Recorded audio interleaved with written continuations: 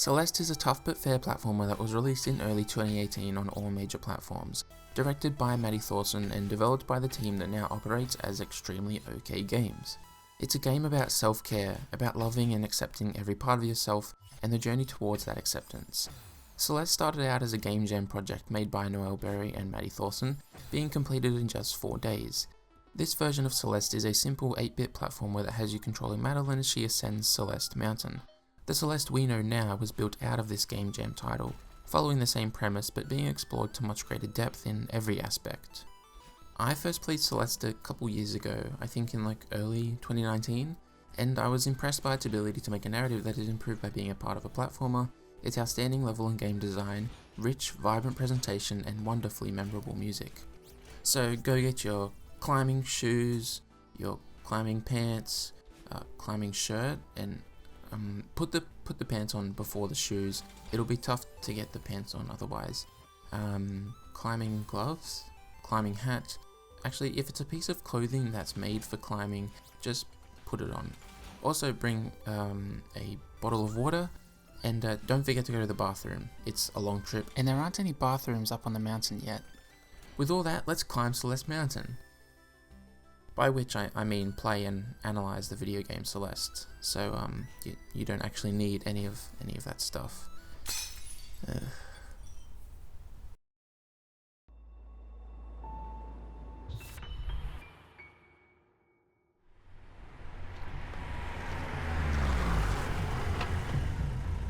We open to Madeline pulling up to the base of the mountain, attempting to calm her nerves before beginning her ascent.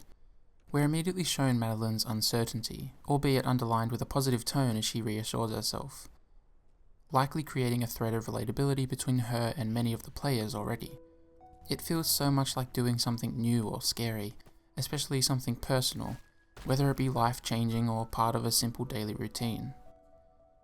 It reminded me of that feeling right before you come out to someone. It was scary, but absolutely necessary.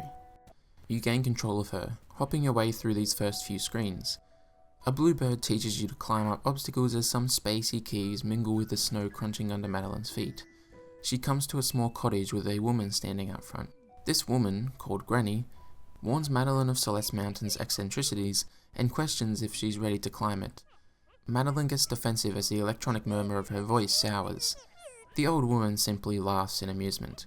The bridge ahead crumbles behind Madeline, with her attempting to jump but falling short of the cliff in front of her. But the same bluebird teaches her how to dash, saving her life.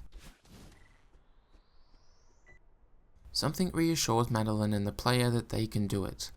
Maybe this is the mountain saying this, if the snow gliding across the screen is anything to go by. Maybe it is just Madeline, or maybe it's what the mountain does to and for people. This ends the prologue on a great note. You're left wanting more of everything. There's intrigue, mystery, and potential surrounding every aspect of the game. The platforming, the presentation, the narrative, and the music, you're now curious about all of it after just 2 minutes. Chapter Select is dispersed around this low poly model of the mountain. It resembles a paper model, giving it a great physicality. This impression makes the already strange events seem more believable, as it feels like you're flipping through a piece of fiction. The whole UI carries the travelling motif, with it all being modelled after materials and textures that we're all familiar with. The vision of them combines with the crisp sound effects to make the act of navigating menus fun. Entering Chapter 1, called Forsaken City, you get a tooltip in the form of a postcard. It lives up to this affectionate, nostalgic style that's been established, while being personalised as it's addressed to Madeline. Most notably, however, the postcard has a Canadian stamp on it. Mount Celeste in the game Celeste is based on the Mount Celeste of British Columbia in Canada, so this postcard could inform us that Madeline has some support from someone close to her. But even neater is that Maddie Thorson, who directed Celeste, is based in Canada as well, so I like to see these tips as an encouraging message from the game developers themselves. This sums up the game's attitude to the player really well, being endlessly encouraging but not exposing the player to that encouragement in obnoxious ways so as to avoid being irritating and diminutive.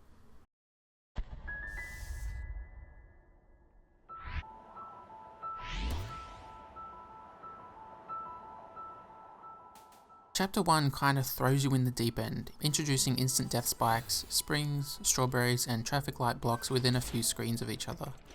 This suddenness is offset however by the instant restarts, losing at most 7 or 8 seconds of progress. It's such a liberating decision, letting experimentation run free without fear of harsh repercussions. It's a choice made purely in the name of fun, and God is there a lot of that to go around. Thankfully, much of this fun is found in the core act of platforming and moving Madeline. Your moveset isn't that extensive. You can walk left or right with the D-pad, jump with A and control Madeline in the air, grab onto and climb walls with the triggers, slowly descend walls, duck and dash with X. But the sheer fun of combining all these moves together just feels so good.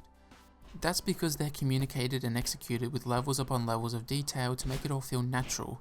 The animations all have great squash and stretch, giving movement a bouncy quality. To start with the simple jump. There's a clear arc in speed and height, starting out quickly and slowly coming to the apex of a jump before speeding up again on the descent. This same journey is reinforced by the way Madeline's sprite stretches out when jumping, indicating the initial speed and then catching back up to its normal proportions at the top, and falling back to the ground. Then it's reinforced again auditorily by the whoosh of Madeline cutting through the air as she moves. All these details coalesce to create a jump that looks, sounds and feels great.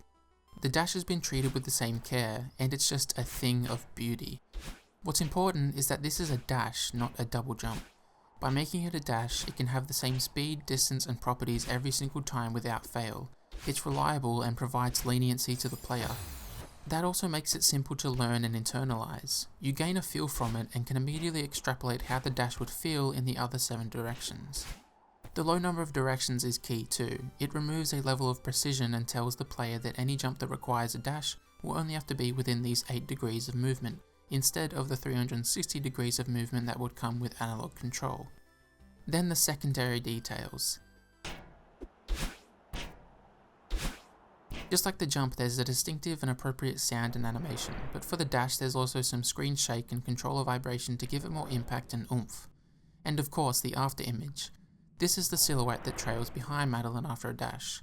For one, it's something that we associate with speed, but it also clearly visualizes the distance of a dash, as you can see where you were before you dashed and where you are now. And above all that, the color of the after image tells you how many dashes you have left.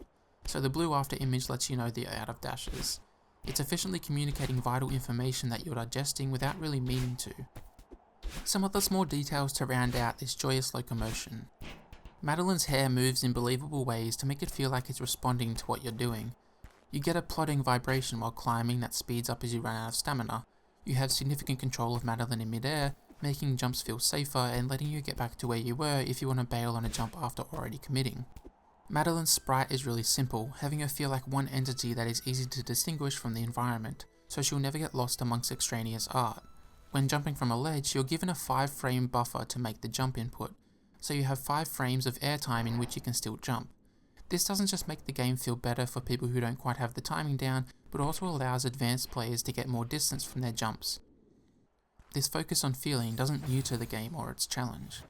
And finally, important information like stamina and dash availability aren't told through bars and meters, but naturalistic touches like Madeline's hair and the climbing vibration. This makes the game way more immersive and ties what is usually a purely mechanical concern into the environment of the game. The devs understood the importance of making the act of platforming amusing, as it makes a tough game like this endlessly enjoyable, even when you're trying a single screen again and again. There's so much love given to movement and everything that encompasses it that you'll soon master these initial moves, priming the game to introduce new mechanics quite soon without issue. The first new thing you're introduced to in Chapter 1 are springs. These are pretty self-explanatory. They give you a good bounce, one that is significantly higher than your normal jump. The first spring is seen on screen with a collectible above it. The collectible can't be reached with a spring jump, so you have to observe that Madeline retains or regains her dash when jumping off a spring. So you use this information to get to the strawberry, and then immediately put it to use to clear the screen. It's a lesson that takes 15 seconds to learn, but will remain important for the entire game. Not long after, you come face to face with these traffic light blocks. These activate when you make contact with them and propel across this predetermined path. Due to the speed, jumping off one will have you retain velocity and get great distance. These blocks give you a more comprehensive knowledge of the game's physics. Understanding the physics and flow of a platformer is one of the best ways to improve your skills at it, so Celeste introduces these physics affecting mechanics early on to get you feeling like you're making real progress, not just in the game but within your own ability. These blocks also exist within this chapter's established metropolitan imagery, using the universally understood red means stop, green means go, while still having it make environmental sense. They force Madeline along, a relic of the urban world, where they dictated the ebb and flow of the human tide with its permissive lights. Their inclusion in Chapter 1 demonstrates Madeline's lack of control, being in step with that ever-moving tide, being pushed and pulled by it, leaving her feeling directionless, leaving her searching for purpose. I earlier mentioned the collectible strawberries. These are hidden all around the game. Some are just in an alternate screen that you can walk to, others behind breakable walls, and some behind walls that aren't actually there. The first one is in that spring room, and is made obvious enough that you will experience the joy that comes with collecting them. You get 1000 points, which doesn't actually mean anything because points aren't a thing in Celeste, but it still feels good to get. The animation of the strawberry bursting into the points is snappy and kinetic, and the sound is squeaky and bassy in a satisfying way. These strawberries don't provide any great reward. The game feels so good that the real reward is getting to experience the platforming it takes to get there, followed by the visual and oral treat. The triviality of these secrets is an asset because I never felt like I was missing out when I didn't find one. Celeste is so carefully designed to make your experience feel like the right one, no matter how exhaustive it may be. There are then 3 smaller, simpler mechanics. There's these crystals which provide Madeline with a renewed dash when collected, allowing you to clear larger gaps while also letting you know that to clear the screen you'll have to pass through this spot at some point. There's also temporary platforms that crumble on contact, and some platforms that fall once you land to grab onto them. These 3 things, as well as the traffic blocks, are all reactive. They respond and change to your interaction with them. This creates the rhythm of gameplay that involves stopping and just observing everything around you, digesting it and using your already deep knowledge of the game's systems to determine your path ahead. This minimises deaths and sets you up to succeed later on in the game, as screens become more involved. Not that far into Chapter 1, you come into this cozy screen filled with acoustic music and someone sitting at a campfire nearby. This is Theo, a fellow traveller who's filled with charm, incredibly easy to like or love or adore or worship, or he soon drums up conversation and is outgoing, in contrast to Madeline's shy demeanour. She's hesitant to be vulnerable, or to just let something distract her from her reason for this climb. She quickly sees that Theo's a kind person, asking her own questions and being genuinely engaged. We learn about Theo and gain some insight about Madeline as a person.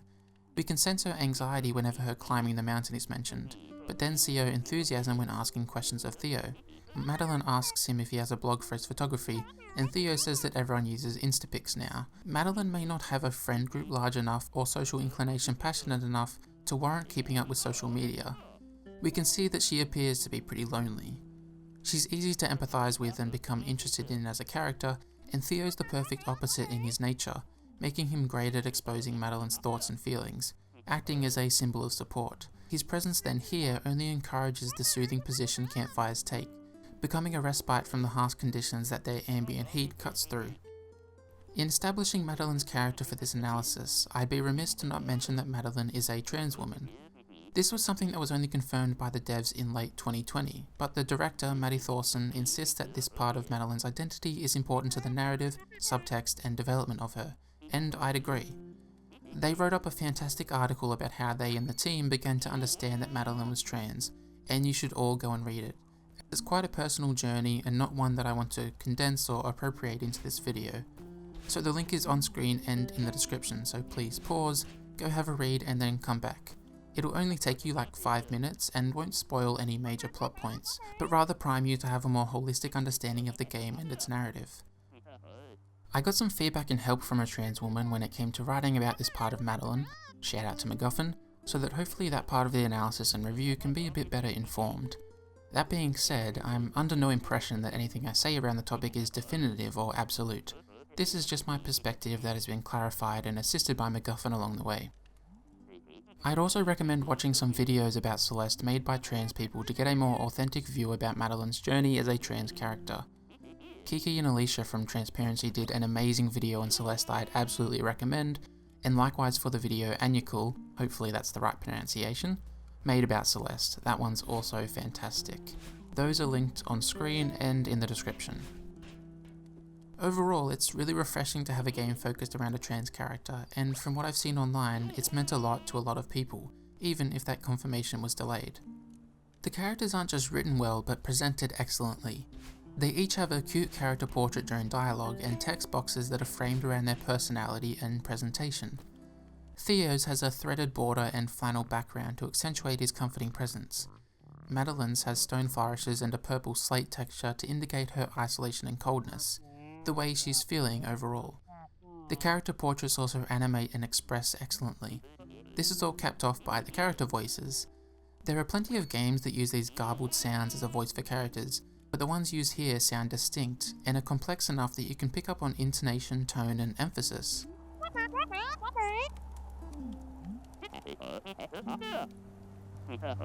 The presentation of Celeste overall is wonderful.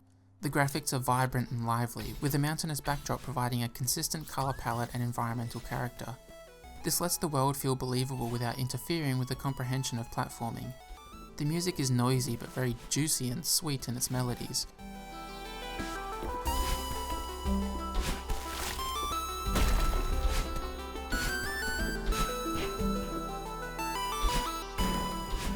Rushing past you like the buffeting wind without being overpowering or unpleasant. The city-based imagery of Chapter 1 keys us into a few things. The most discernible parts of this lost metropolis are advertisements, dedications to the commercialization of our identities, the things that make us who we are.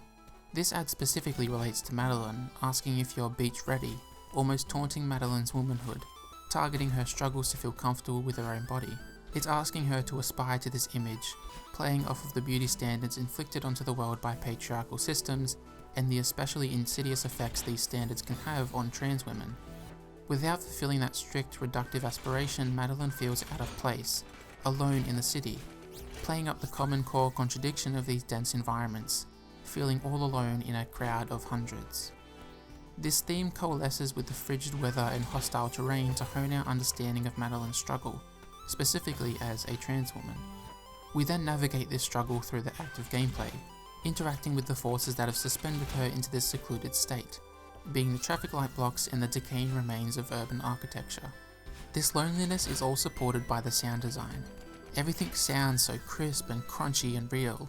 The impact sounds are so familiar that you can imagine the snow compounding under Madeline's feet, or the metal calling out to the empty air as you stroll across it.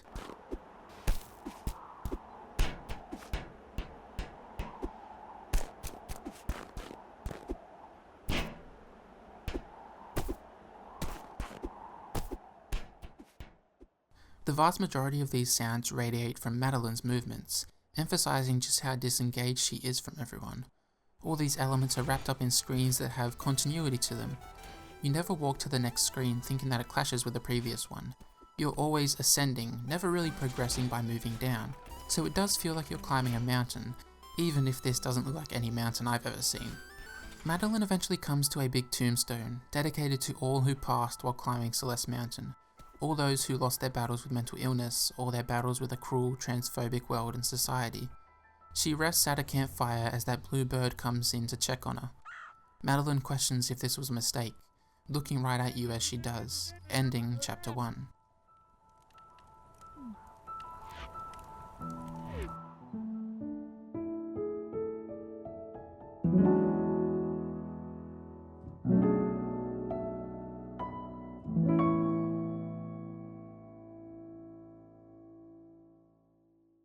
After finishing a chapter, you get a summary of your performance, seeing how many strawberries you got and how many deaths you accrued.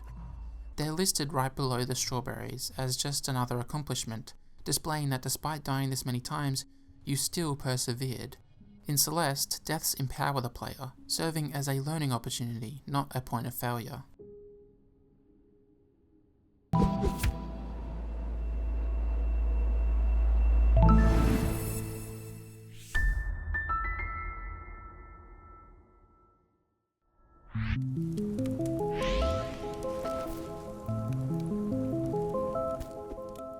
Madeline awakes to falling stars and green flames. You can explore these ruins filled with spacey blocks which impede your path to other segments of the ruins, as the music warbles with intrigue, bubbling up from unknown depths. The air is hazy, and exploring this unknown area really draws you in, makes you curious.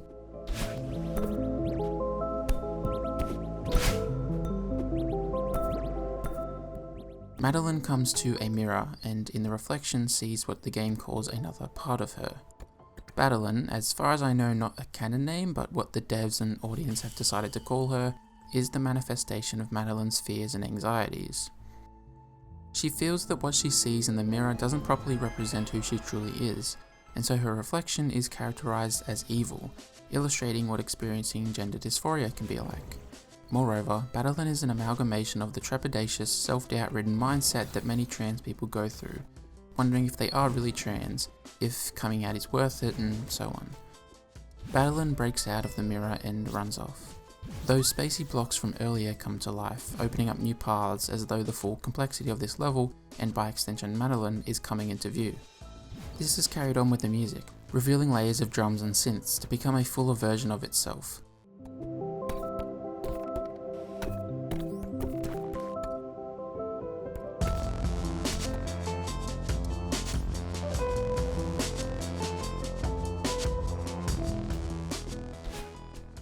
These blocks can be dashed through and you'll travel in whatever direction you entered in. You get a boost once leaving with your dash refilled.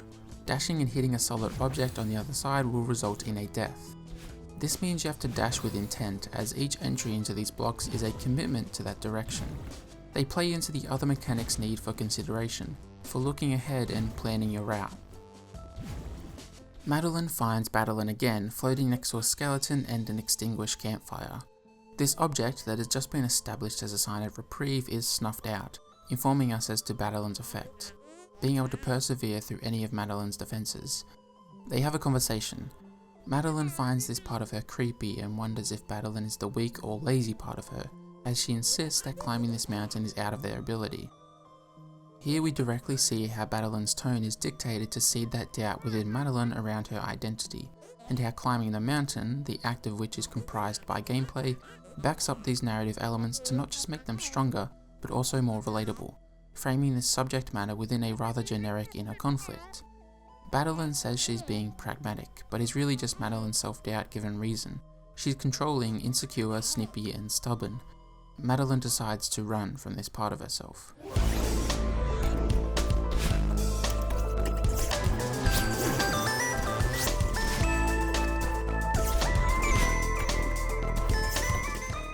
You're now in a chase sequence where Madeline follows your every move.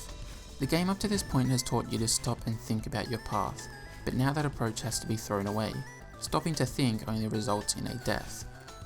These space blocks are perfect for this section as they force angles. The nuance of jumping and platforming is taken out, meaning that you're having to work around large areas being blocked off by your prior decisions, forcing selective patience in tense situations, and then that same tension being compounded on. This is intensified as the amount of Madeline's following you increases, calling for finer timing. With all that being said, this pressure does dissolve as you encounter alternate paths and strawberries.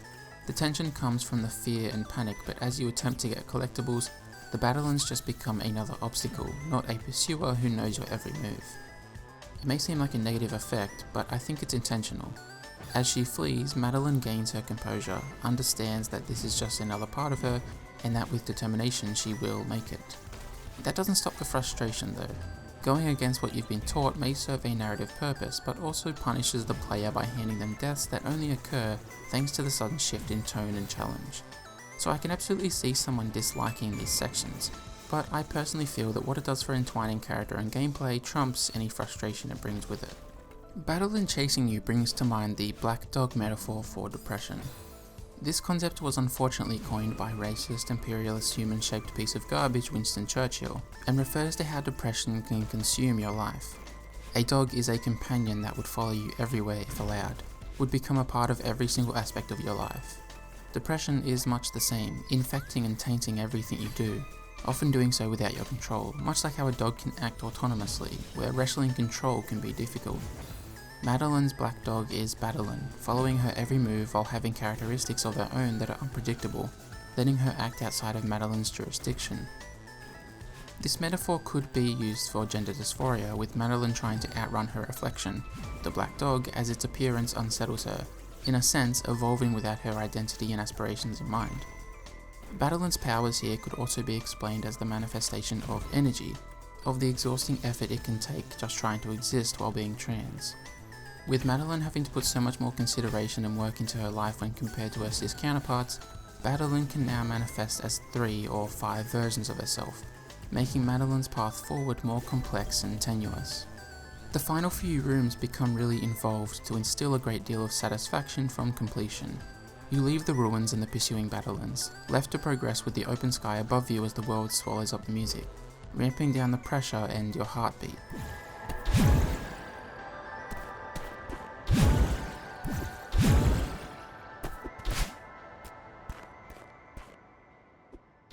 There's a payphone ringing ahead and Madeline answers.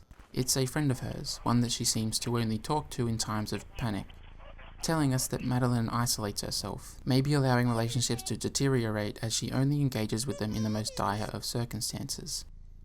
Madeline realizes she's dreaming and does so in an irritated way, as though she's so familiar with these thought patterns and processes. This can happen when you're depressed or anxious for years at a time.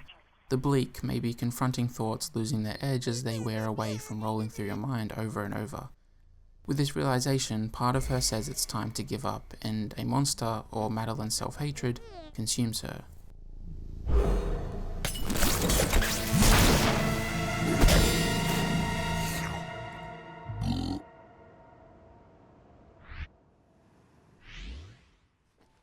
She wakes up finding Theo not far ahead. She looks at his photos, comforted by the normalcy, and he quickly snaps a selfie. Madeline's caught off guard, not thinking that she looks good in photos, continuing this thread of Madeline's dissatisfaction with her own body and presentation. We learn that Theo got into photography as a connection to his grandfather. We then see what this area looks like without Madeline. It's now leisurely, the air laying empty, left only to be filled by Madeline's dwelling thoughts. She calls her mum this time. Although it's possible she may have neglected some relationships, Madeline still finds time to turn to her mother, making some effort to appreciate those close to her. As Madeline's mum comforts her, Chapter 2 comes to a close.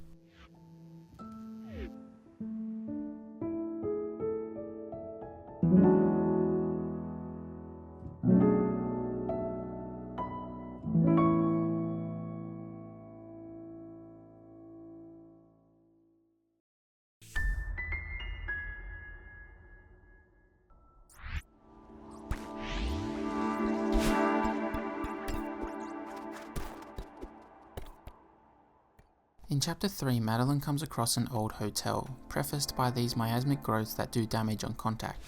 It's formless and does seem to grow on whatever it can, pointing to an infectious nature that could threaten to devour the entire building if left unchallenged. The entrance is locked, but the key sits on a ledge above you. This place is so long forgotten and neglected that the key required to enter lays in an innocuous, meaningless place. An apparition forms in front of you, the concierge of the hotel, Mr. Oshiro, though he finds Madeline's suggestion that he's a ghost ridiculous. Oshiro is insistent on Madeline staying, even though she just wants to pass through. The concierge floats off, asking Madeline to follow. Reviews of the resort are glowing, but seem to be from other ghosts who've come here to find peace. Immediately you can see that the bramble-like growths have taken hold of the interior as well. For the first time, the obstacles are moving, delegating the platform into cycles and de-emphasizing the planning I've touched on a few times. The hotel becoming overwhelmed by this other force is made more apparent because it has some control over you as well, not just the building it lays in, by making you jump on its time. So far, Madeline's biggest obstacle has been herself. Sure, there's spikes and bottomless pits, but that stuff is for the most part set in stone, there to be triumphed over, and there to represent the personal growth Madeline is going through. But here, her journey clashes with another journey, one that has gone off the rails and submitted to the battles it was set to face.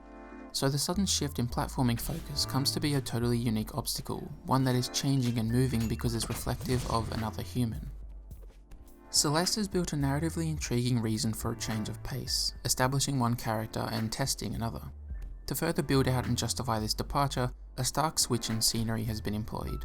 The staple of the environment so far has been the snow, ice, and wind, but inside the hotel these things are a background characteristic, literally.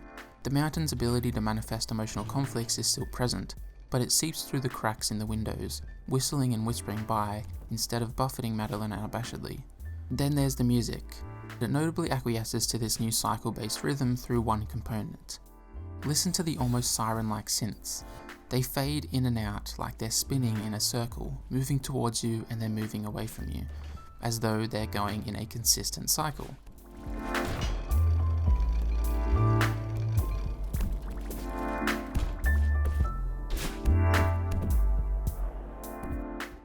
These details connect gameplay and story in subtle but meaningful ways, and although planning has been de-emphasized, it's not forbidden. You don't have to immediately begin jumping about for fear of death that comes with stationary observation, but screens here have more scrolling to them and less of the binoculars that let you see what's ahead, meaning that your plan will have to have room for adjustment as you progress. You'll no doubt notice the clutter that the resort is filled with. At times, it's the only thing that keeps Madeline alive, Mr. Oshiro being in such denial that he's forgotten that as a ghost he can just float across, meaning there's often no legitimate path from one room to another. So as you traverse this place, there's this feeling of craning your head every which way to try and understand what's around you, while being sure to peek in front of yourself so you stay on course. It's a rich atmosphere and locale that has had so much thought put into it to make it work on every single level that it has to. Not far into the hotel, you'll be met with these little wormy guys. They're like the sprouts of the larger growths, and after you make contact with them, will spring into being just that. This puts a harsher time limit on those screens that don't allow for much planning, which will probably result in more deaths and, metaphorically, more diligence for Madeline. With these two new obstacles and the larger screens, there's a strange comparison that comes to mind: the Tony Hawk games. Those games are about finding or creating your own lines to build a combo and points. In roping all these elements into one larger path, you have to pick and choose your timing, as balancing a wheelie or grind gets tougher the longer you try and keep it alive. Celeste here does a similar thing. You have to figure out when you'll climb, jump, dash, maneuver or hold on for dear life, with the time limit coming through the sprouts and stamina. This feeling of finishing combos, however, isn't done with the pressure that comes with combo-based games. There's no meter filling up, no big graphic telling you that you failed, just the intrinsic fun that comes with finally nailing a combination of techniques.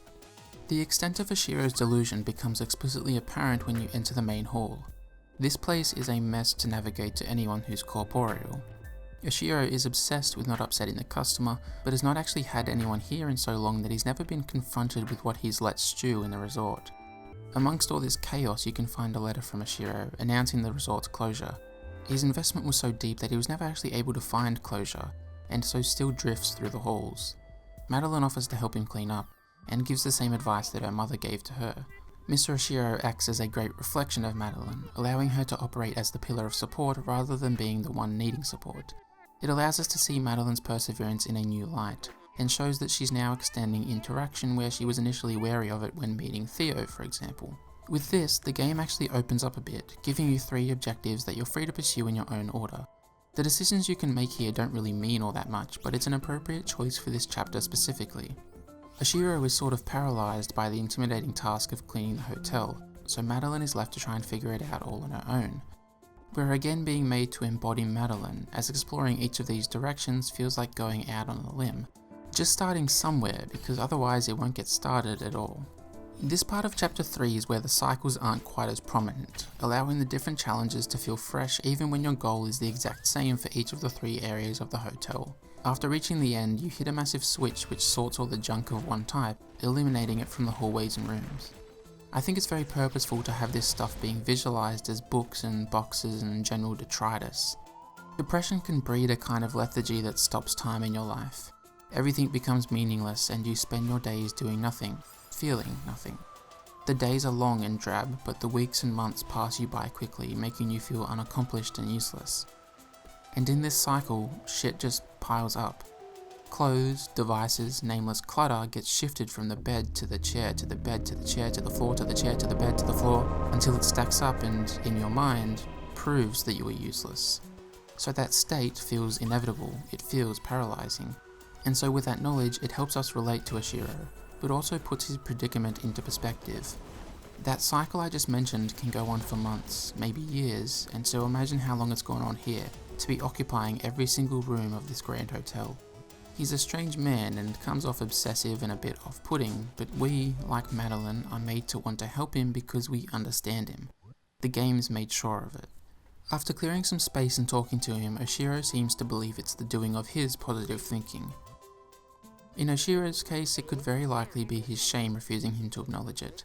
You're the customer, the idea that you'd be the one healing this place isn't right. Which is a possibility. We've seen the letter. His text frame is made out of turned brass that you'd see in classical decor and furniture. This place was his defining characteristic, so any feeling tied to it, whether one of contentment or one of denial, is bound to be especially powerful. We briefly find Theo, who's trying to escape instead of help. Oshiro's mental health has degraded and in response manifested in a much more immediately dangerous way, and he's clearly resistant to any help that may be offered, not ready to help himself yet. But Madeline, being able to relate to him, can't pull herself away, feeling like she has to help even if it's not wise to do so. This all happens in contrast to Theo's reaction, with him having enough distance from these issues to recognize when the situation is unhealthy. Chapter 3 explores Madeline's struggle with mental illness under a new context to further connect us to her as a character and the journey she's taking, making later moments more impactful. Along the way, she finds a Pico 8 with Celeste on it. Finally, we've reached the game I was here to analyze. This version is like a demake, but it actually came out before because it was made in that game jam I mentioned at the beginning, in which case, Celeste from 2018 is technically a remake of a 2-year-old freeware game. Jesus, these corporate publishers would do fucking anything for a check. If you know what you're doing, it only takes 10 or 15 minutes to reach the end of it, but it's a lot of fun reaching that end. It also makes me appreciate Celeste 2018 a lot more, because while I find the Pico 8 version a great novelty, a whole game like this wouldn't really interest me. It's also a cool artifact as it essentially serves as a really early pitch build of Celeste. You can see where ideas started and how the game would evolve, and overall it's a really cool inclusion, and a lot of fun to stumble across for the first time. A sequel to this actually released this year, in January of 2021 for Celeste's 3rd anniversary, made in just 3 days, much in the spirit of the original. It too is free to download and play, there's a link in the description if you want to. You actually play as a character who I'm assuming is Lani given the game's name, and it's automatically better than any other Celeste game or content because it has a hookshot, and that's just how it works, people. It's a great deal more complex than Pico 8 Celeste, and in some ways Celeste 2018 as well. You have to work with more interactable objects like springs and snowballs you can pick up and throw. The timing also feels tighter and tougher, but that may be because I was using a keyboard, which I find awkward for platformers. But yeah, it has great music, cute visuals, and brings a lot of new stuff to the table, so I definitely recommend giving it a go.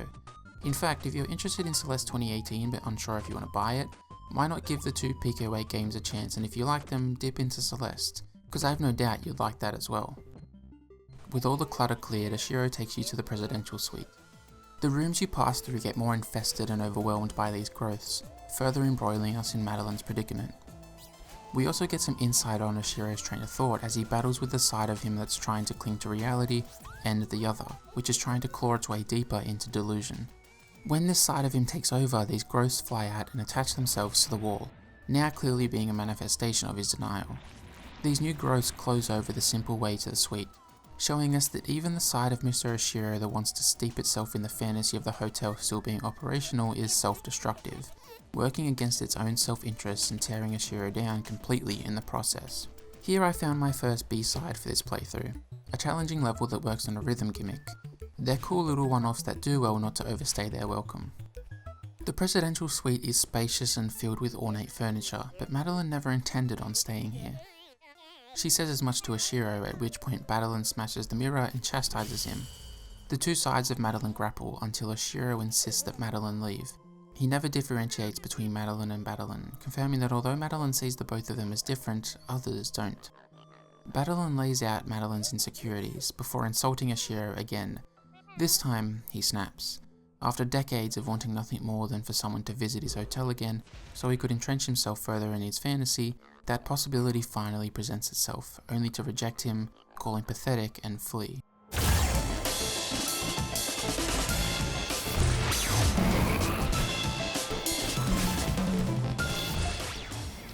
He flies into a rage, chasing Madeline. At this point you're in a boss fight, having to dodge Oshiro as he races towards you, hoping to swallow you and the denial of delusion you represent up. It's a remarkably well designed fight. Fleeing instead of fighting allows it to stay true to Madeline's character. The whole encounter is built on tight platforming, not feeling at all out of place. The snow and ice of the mountain melds with parts of the hotel, as though it's been decaying, with the only thing left in its stead being these growths.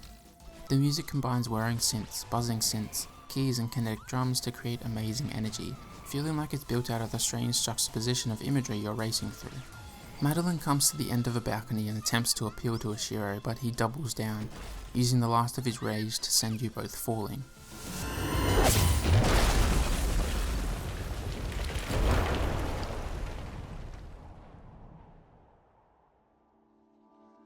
He's back to his normal self now, but just wants Madeline to leave.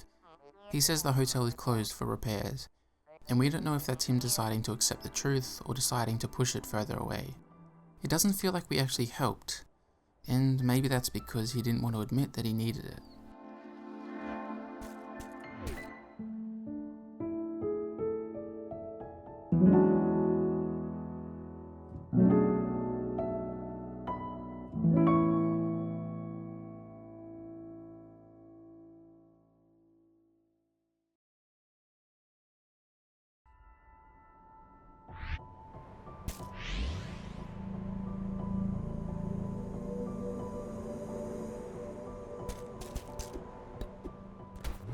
Chapter 4 opens on the bursting sunset, painting a really vivid, striking picture, a nice reprieve from the decrepit hotel. We're now among the clouds, jumping off them to traverse the precarious environment. I find the timing of these clouds pretty stiff, as it requires you to kind of stop and wait, interrupting the flow that you're no doubt in thanks to your few hours of experience with the core mechanics. These bubbles allow you to get a boost in one of 8 directions while also having your dash replenished. They help platforming challenges cover more ground, making completion feel like a larger accomplishment. On top of that, they facilitate platforming that never has you stopping or touching the ground. Completing a run of one of these screens feels really fluid and invigorating because it all feels like one larger movement, starting when you jump off the ground and ending when you finally land. That blue bird is hanging about again, just outside a hut where Granny stands. Madeline is frustrated with her, with Oshiro and with the mountain, believing it to have drove them both mad. We almost see Madeline come out a little here, showing that Madeline can be snippy and snide at times. It only makes her more realistic and relatable though. When you're trying to look after yourself and go through everything that process meets you with, it can be denigrating, exhausting, and just unfair.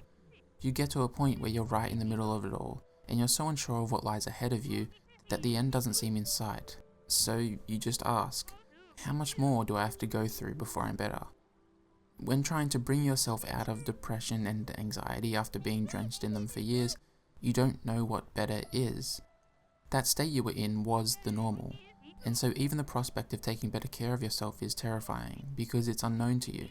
And that's where Madeline is right now, in the thick of it and frustrated at herself and everything around her for trying to push on, because at the moment she's regretting ever taking that first step.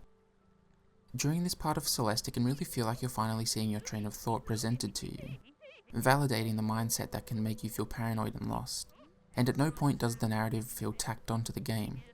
The themes, thoughts and feelings are collaborating with the gameplay to enrich each other and, by extension, the experience as a whole. Granny says that the mountain doesn't bring anything out of you that isn't already there, that it shows you who you really are. Although Madeline may be in this limbo, too invested and too far from the end, she's still a stubborn person, so she keeps climbing. This trait of hers, stubbornness, she may, when speaking honestly, think of as negative, as a part of Madeline, but it's all that's fueling her now. Maybe that fact frames what Madeline needs. When stubborn people are needed, we ask for determined people, and when determined people persist on when we don't want them to, we call them stubborn. These negative traits are in some cases only negative under different contexts. By understanding and loving our complete self, we can finally become whole. Madeline's stubborn nature is then something we must embody as we fight the wind that tries to push us back. It's like a part of Madeline is trying to stop her, feeling like a failure for what just happened with Oshiro, and so punishing herself for it. I really respect the thematic significance of this wind, but goddamn do I hate it. In a game that tries and succeeds so brilliantly in feeling good, having to walk against the wind feels, well, bad. I think where the wind really becomes fun and interesting is when it's pushing you forward. Narratively, it communicates that Madeline also knows she isn't at fault. Oshiro couldn't be helped because he didn't want to be helped. On the gameplay side, it's just cool to jump a long way and move fast, but you're at times switching between moving against and with the wind. So there are these two states of physics, both different from the neutral state, forcing you to adjust on the fly and account for each set of physics interchangeably. That's when the wind lines up with the rest of the game and feels like a fun challenge. These gameplay states also reinforce the ideas we've covered so far. of Madeline feeling like withdrawal and commitment are both out of reach, of switching between blaming herself or affording herself the empathy she deserves. The gameplay meat of Chapter 4 gives the player room to breathe by becoming light on traditional narrative elements like text and exposition, while still allowing that gameplay to play an important role in Madeline's development. Throughout the chapter, Madeline will change her mind with the wind, and the one thing that has her continuing to forge on is that determination, the stubbornness that she shares with Madeline. You're soon introduced to yet another new mechanic, these direction blocks. These will move in a certain direction once stepped on and can be manipulated up or down into the required spot in the level. Whereas stopping and starting with the clouds felt awkward at first, these blocks have clear visual intent to move a certain direction, priming the player and avoiding that miscommunication. They aren't perfect though. They look incredibly artificial, with so little detail that they don't fit in with the game's art style. The act of moving them also feels very brutal. They move with an exact precision that is necessary for making them fair to the player, but counter to the game's abundant flair when it comes to animation and presentation. You aren't required to make pixel perfect positioning. The blocks will shift into place if they just nick a corner, which is nice, but that isn't quite enough to make them feel at home in Celeste. I can understand why they would be finalised in this iteration though. I'd imagine the devs were in a bind of trying to make them feel good and make them feel fair, and I think ultimately choosing fair is the right way to go. As we by now know with Celeste, these new mechanics are made to cooperate in clever ways that make solving the ever more complex challenges super delightful. Nearing the end of this chapter, the wind is dialed way the fuck up at points, creating compelling levels that I didn't really like solving. A gondola lays ahead and Theo catches up to Madeline as she enters. You begin riding it, and when Theo prepares to take a selfie, Madeline walks over of her own volition to get in frame, showing growth from her reluctance earlier and her belief that she isn't photogenic. At that moment, the gondola stops and Madeline appears, Madeline's internal battle coming to a head. She starts to have a panic attack before Theo jumps in. The game makes fantastic use of visual, oral, and vibration feedback to gamify this moment amazingly. It also visualizes a panic attack really well, with the world closing in on Madeline becoming completely overwhelming. As she calms, the gondola starts back up and Madeline is nowhere to be found.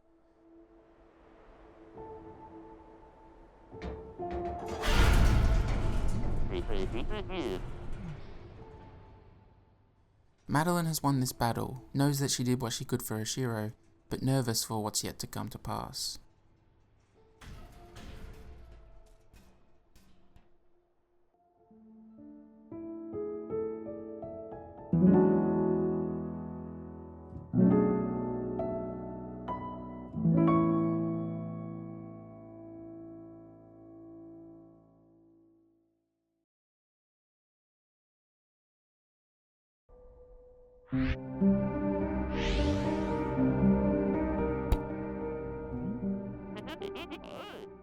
The two now stand in front of some ancient structure and Madeline reluctantly follows Theo in, with only his camera to be found inside.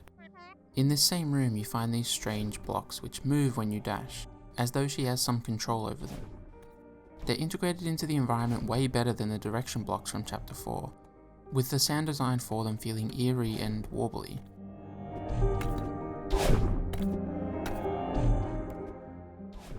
Madeline then hops in a red bubble, this one moving in one of 8 directions steadily until it reaches an obstacle. In this case it slams against a switch, opening a door. In 3 seconds you're cleverly introduced to 2 central mechanics for this chapter. Much like Chapter 3, the level design opens back up, placing you in a central room with multiple exits that you explore of your own volition. Celeste once again recognizes when to implement this structure, playing into the mystery this temple implicates upon you, and the exploratory urge it draws out of you. There's also a lack of hierarchy that's important here.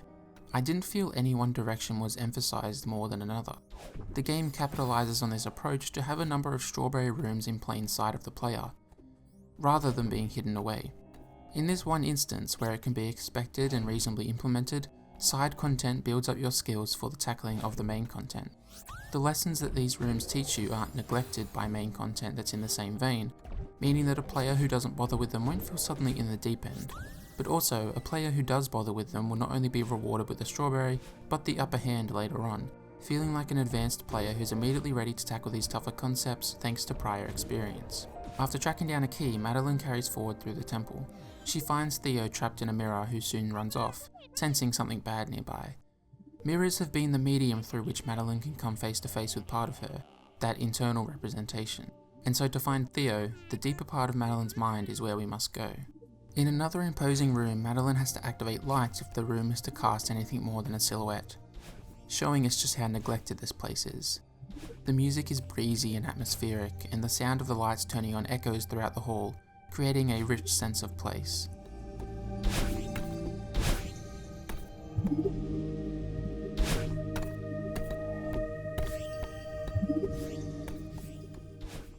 The existence of these lights themselves tease out yet more mystery, and are placed so thoughtfully as to slowly characterize the room as you explore it, revealing vines, stone pillars, and symbols cut into the cobble backdrop.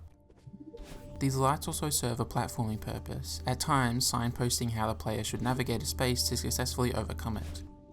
Presented with multiple options once more, you explore. There are some really harsh rooms here, and they demonstrate how cool these dash blocks are. By moving along a path when you dash, it turns that move, which has been a constant in the game, into a command. It doesn't just serve as a platforming tool, but a signal for these blocks to change their state. It allows you to manipulate your environment in a really interesting way, as that manipulation is predicated on exerting a burst of directional speed, in rooms that are laced with deadly crystals.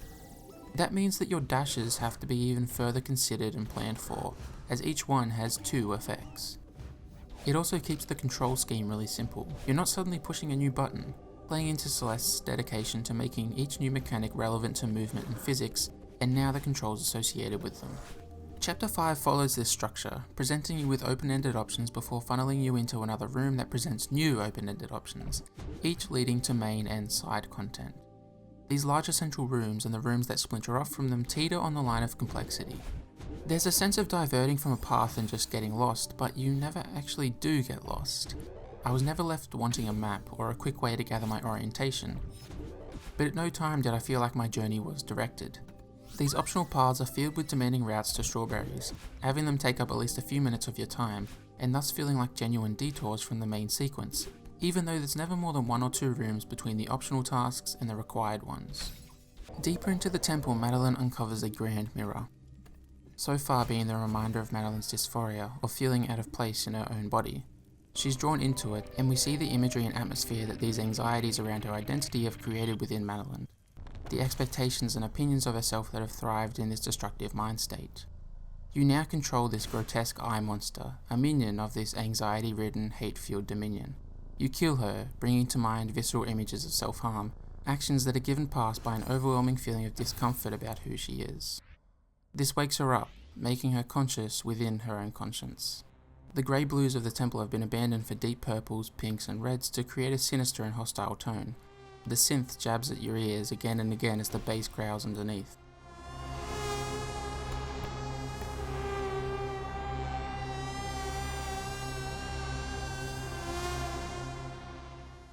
The rooms are brimming with imagery of eyes, the bristles of the fine-toothed comb with which Madeline criticizes herself. Red tendrils dance along the walls, resembling the tendrils that closed in on her at the end of Chapter 4.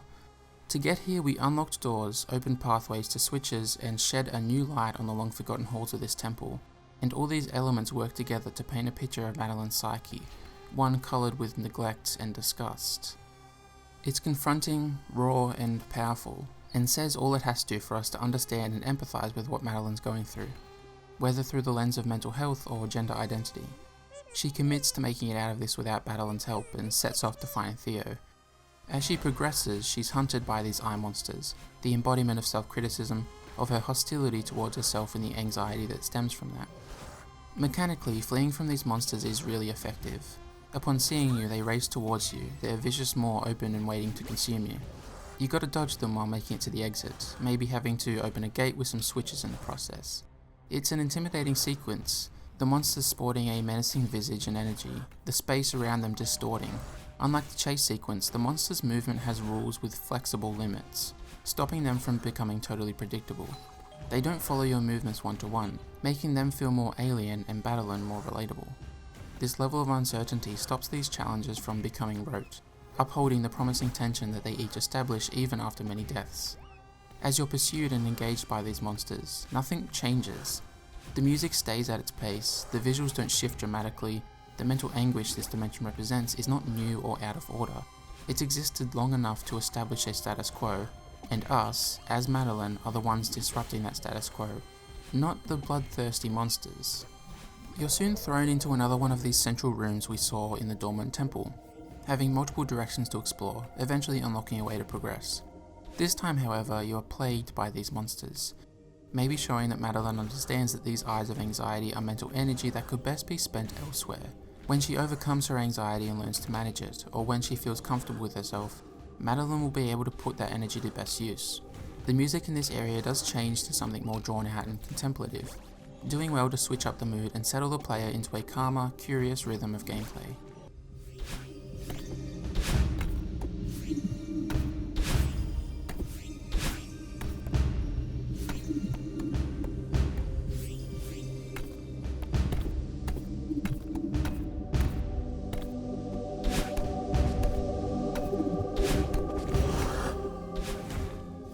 The impeccable level design absolutely applies here and feels like a great evolution in terms of difficulty and obstacle depth.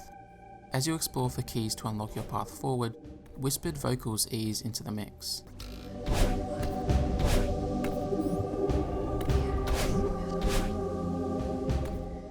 It's the music from the other side of the temple, now literally reflected to create more parallels between the two sides.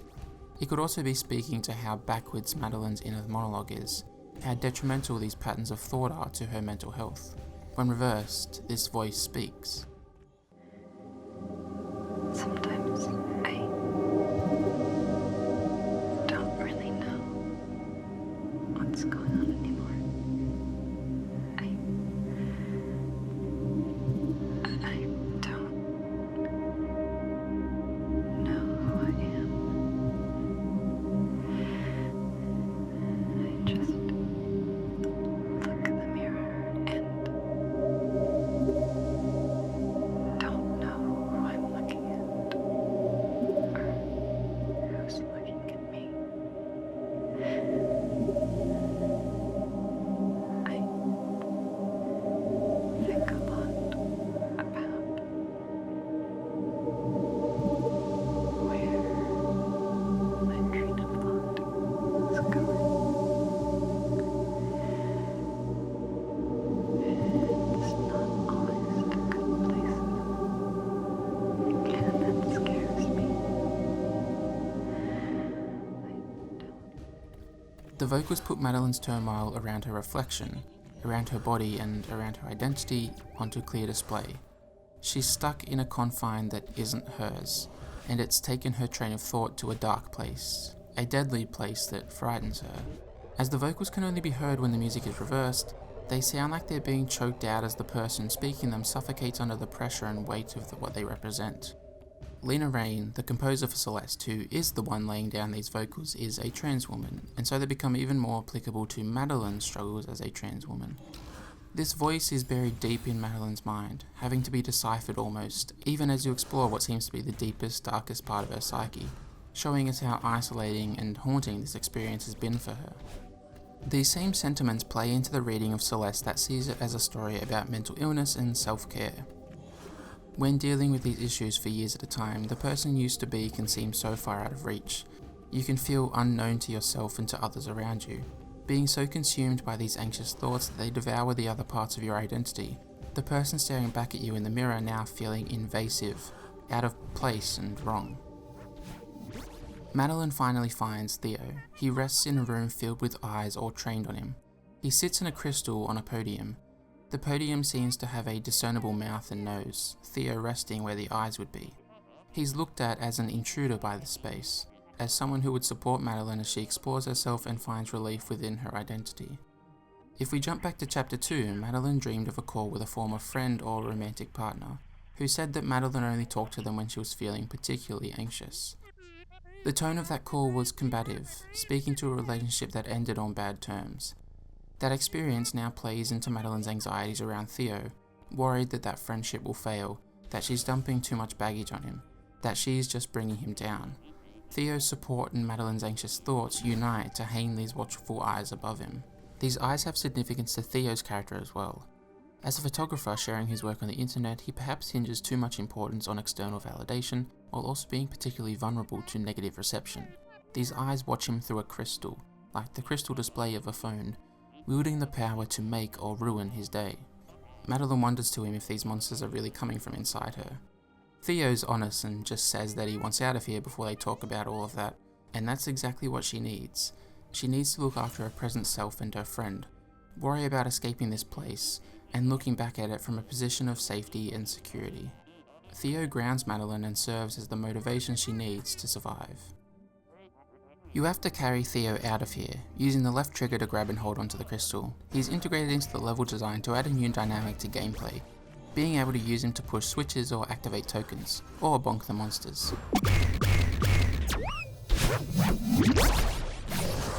The pace of gameplay is slowed down due to handling Theo, and the change is mirrored by the music and his light-hearted attitude that makes everything seem less dire and emotionally destructive.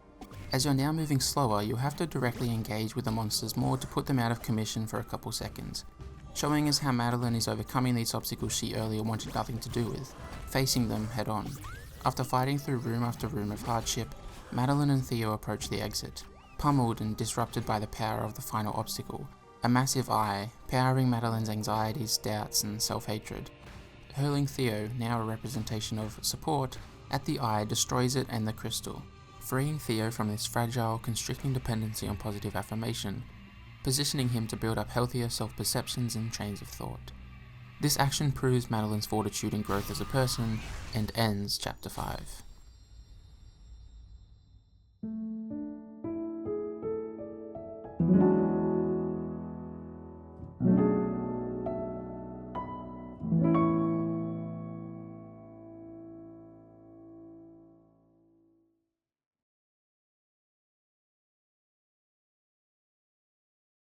Madeline carries Theo to the safety of a campfire and they both rest. Theo eventually awakens and the two begin talking. You're able to choose what either Theo or Madeline say, steering the conversation in its direction and depth. The choices don't really fracture the conversation out into different paths, but rather allow you to decide what questions you'd like answered and in what sequence. Having the power to choose that sequence does subtly make differing impressions about the characters. You may prioritise the questions Theo wants to ask, eventually leaving you with, say, 3 options for Madeline.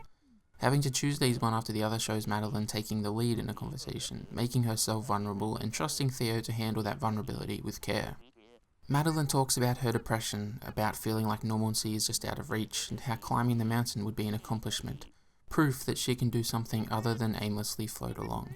She feels controlled by Madeline, controlled by her anxiety, specifically the anxiety she feels around her identity. Having been through the temple together, the pair are comfortable being truly honest, and seeing them confide in each other is cathartic. Theo proves to be a person in his own right, not just a character for Madeline to bounce off of. You explore his relationship with his sister, with his grandfather who actually told him about Celeste Mountain, and with himself, how his life feels hollow and directionless. Celeste does a great job of making a narrative about mental health and well-being, without it being self-centered and insular. Madeline's journey is no doubt front and center, but Theo's struggles are made to matter. He's not magically okay just because he isn't dealing with the inner turmoil of Madeline. It adds another angle and perspective, providing a point of reference, making the narrative's treatment of its themes more considered. This chapter is also perfectly timed. It obviously makes sense given the events of Chapter 5, but by this point in the game, the player's intrigue regarding Madeline's life has been ramping up as this mountain climb spins off into absurdity and deeper emotional resonance. The pace of the game feels like it's been built around Chapter 6, only providing smaller sections of downtime with the knowledge that right when the player has the most questions, they'll have time aplenty to listen for answers. This puts the player on track with Madeline and her arc, as this point is precisely when she feels comfortable enough to disclose all this information. We relate to Madeline through her human struggles, but also in how we face adversity as she does. But I never felt like I was Madeline. This was always her story, and Celeste knows when to emphasize that fact. So when platforming, our relationship with Madeline is more in sync, being closer to a one-to-one comparison.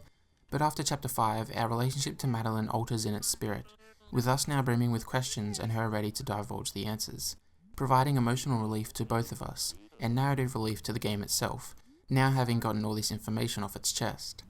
This frees it to present just new information, as the player and Madeline are on the same wavelength, having synced up the relationship once more as you look to continue platforming, which, as I said, is the primary method of relating to her.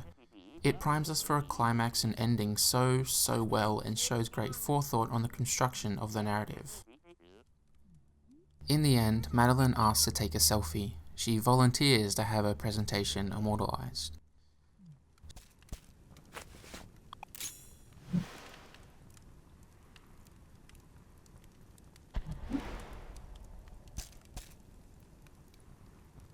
She wakes up from sleeping, though the green fire tells us it's a dream. The northern lights shine above and a feather sits just ahead. These feathers allow you to fly, giving you complete 360-degree control, as though Madeline now has more control over herself. You ride the feathers to the sky and the two sides of Madeline talk. Madeline sees Badeline as the parts of herself that she needs to let go. Badeline sees it as abandonment and lashes out. Madeline tries to breathe, but Badeline puts a stop to it. She tears Madeline down, with her plummeting to the base of the mountain, right where she started.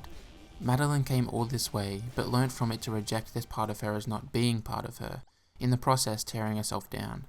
Although not completely applicable to Madeline's story, we can still see how this decision could be viewed under a trans lens.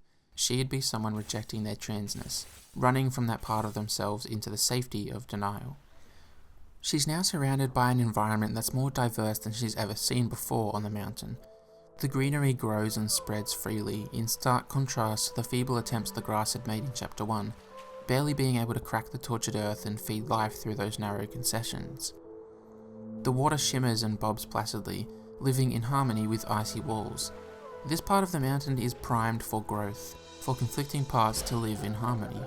Through the trials that this climate presents, Madeline will finally become her whole self. Madeline crashed through layers and layers of crystals to reach the water.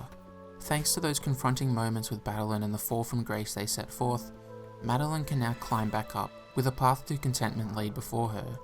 It's still one laced with peril, but it's one that's now possible for Madeline, and for us. You're very shortly introduced to a new obstacle. These blocks hurl towards whatever side of them you dashed into. They move at a pretty speedy pace, meaning that your reactions have to be snappy, and the screens you make use of them on are usually sizable, making experimentation a bit more belabored. They're also called Kevins by some fans, which is amazing, so that's what I'm going to call them. The Kevins no doubt adhere to that great feel of most other things in Celeste though. Using these blocks in tandem with feathers, you'll be navigating some pretty intricate and arduous challenges. They do well to demonstrate what this part of Madeline's journey's like. She thought she had it all figured out, that Badeline was simply negative, a part of her to dismiss. But she was wrong, hurled back to the beginning, having to climb back up by approaching things from a new perspective. One that looks for acceptance and reconciliation between these disparate parts. These new hurdles serve as that new perspective, creating an alternate feel of gameplay. Madeline may be back at what feels like the beginning, but she still had valuable experiences on the mountain. The tranquility, mental fortitude and maturity that the feathers exemplify still come into use, and in fact they too are essential to Madeline pulling herself out of this setback. Celeste complicates its narrative and characters with this loss of progress without devaluing the investment of the players. None of the past time on Celeste Mountain feels like wasted time, because it was all very fun.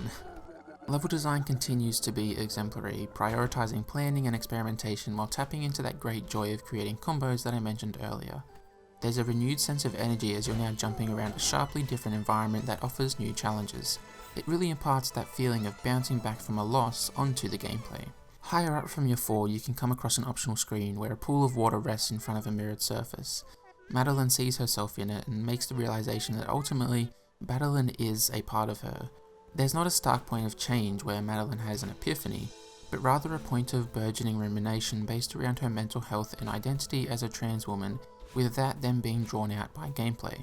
Forging on, the music begins to parallel that rumination. Synths tick back and forth and echo out into the space that surrounds them, like Madeline is turning these thoughts and feelings over in her head repeatedly.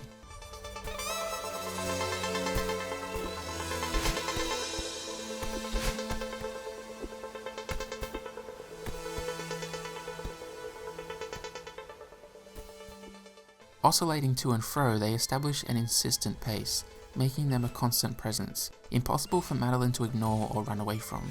These thoughts being uncomfortable and confronting, but ultimately necessary to her struggle. One more mechanic comes into play further into the chapter. These stone faces are charged with energy that's expelled on contact, shooting you back whence you came at greater speeds. They got that Celeste feel thanks to an appropriately powerful and arcadey animation and sound effect. Chaining them together creates rapid movement around obstacles to make it feel like Madeline is traversing these now more treacherous terrains with greater skill.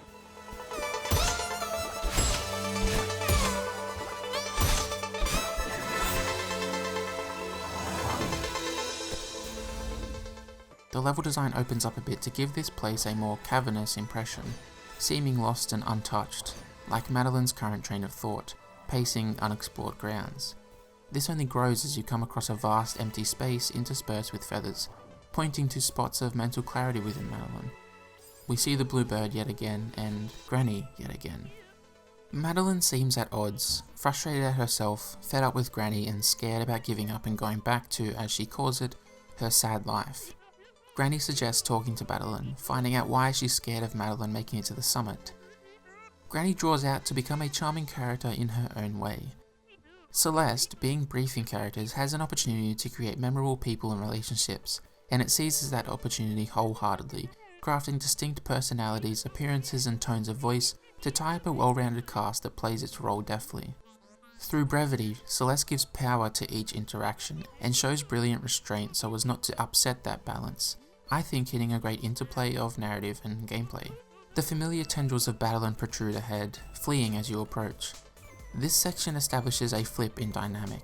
Madeline now follows Madeline, not in search of eliciting fear or submission, but mutual understanding and respect. It shows that Madeline is still a part of her, working off her instincts. This whole time you descend, as though Madeline is manifested as far down as possible to discourage Madeline from following, as her goal is the summit. Madeline sits deep, somewhere in this mountain. The geography of this place is wild, and Madeline approaches. She wants to work together, understanding that she should love herself.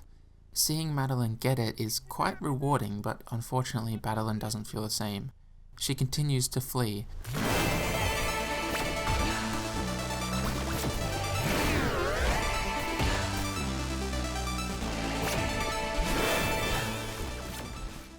It's a super fun and impactful sequence, backed by chance to make it stand out as a pivotal moment in the game.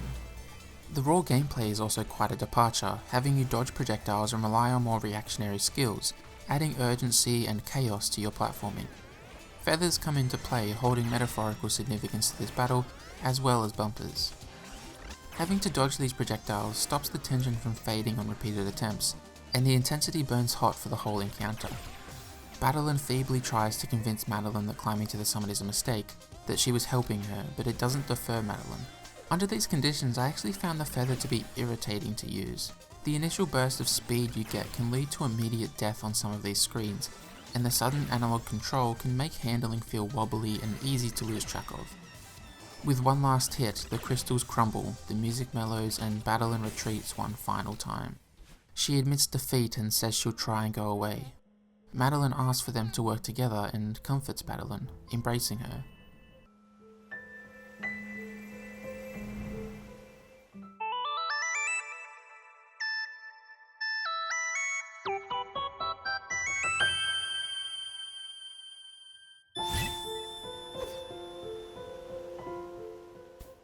They become one, and Madeline finally accepts herself, is happy with herself. Her hair is pink now. Hair can often be a signifier of great change in a character, a shift in personality or mentality. With it now changing on Madeline, it represents her contentment with her transness. She now has 2 dashes, being demonstrably more powerful now that she's learned to love every part of herself, and the person those parts make up to be. The hair colour is also a paler pink, not too dissimilar than that on the trans pride flag. Having 2 dashes is so good, and provides immediate jumps in platforming efficiency that tangibly signify Madeline's growth. The two boost each other high into the air, covering great ground and making a climb back up to the summit viable. Madeline thanks Granny, and Theo comes into view, having rushed down to help. Madeline convinces Madeline to climb the mountain again. Theo takes her backpack and she sets off once again for the peak, this time with no baggage.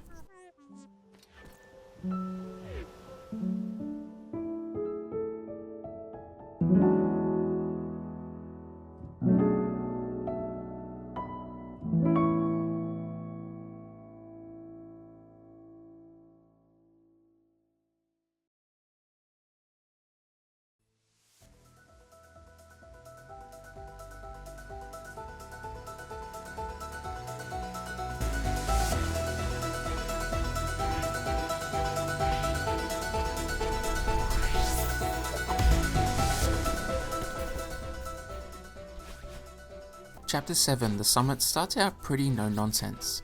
It gives you time to acclimate yourself to the second dash and bask in its glory, before expanding on the team dynamic seen at the tail end of Chapter 6. Battleland can toss you in the air and refill your dash, moving to a different part of the level to chain together a series of throws. This plays off the fight in Chapter 6, where Battleland would float in different spots, moving once you dealt some damage. Battleland, and by extension Madeline, hasn't changed at her core, but has rather accepted and understood herself, now using that same power to assist in a positive manner.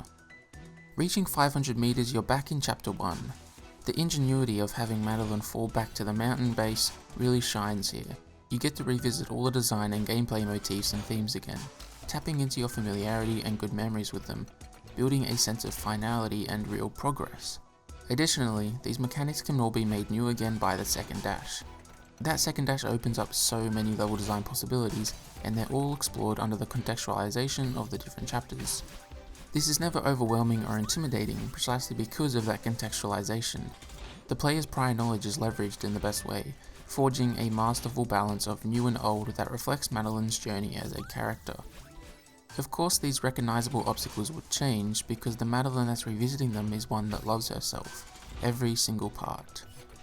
The level design across Chapter 7 is provocative and engaging, and the prospect of facing these challenges is an enjoyable one, because that dash feels so damn good.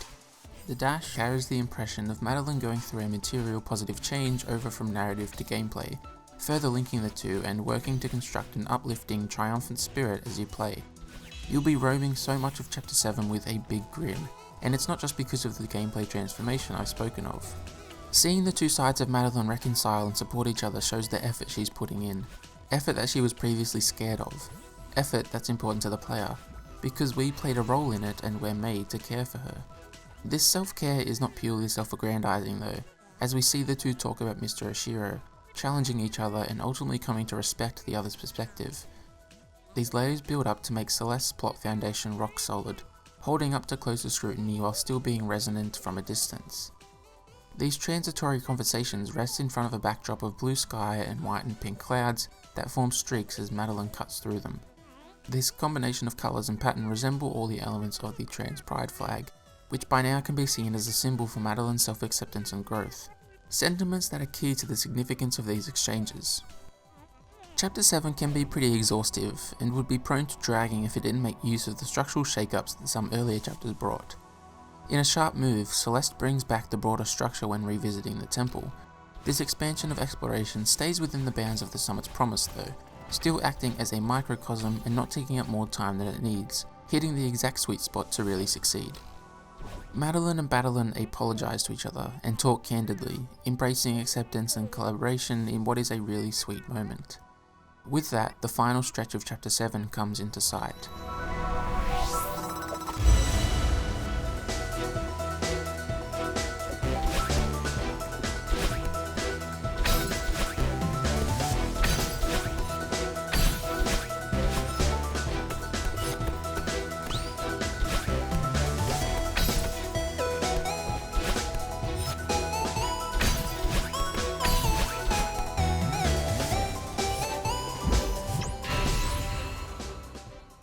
You're now trying to pass through 30 checkpoint flags and actually climbing the mountain.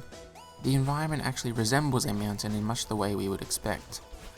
Climbing comes into play more and the terrain is built out of stone pillars and ridges. You seldom move to another screen, the camera instead centering on Madeline, making this whole area feel like one persistent formation. This is all because the fancy obstacles and outlandish surroundings were what Madeline needed for her growth. They were what the mountain tasked her with overcoming. But now, Madeline is self-assured and ready to end this pilgrimage, so those elements aren't required. She just needs Celeste Mountain to be a mountain. The platforming feels perilous in a completely new way as you cling onto the stone walls. The more logical environments combined with the art, wind and music craft a monumental atmosphere that does feel daunting, but at the same time accessible and manageable. With 5 checkpoints to go, the platforming gets more granular in its timing as the hurdles become increasingly grueling, continuing to catch your feet on them but resolutely forging on. The music filters out, falling into the background as Madeline approaches the summit.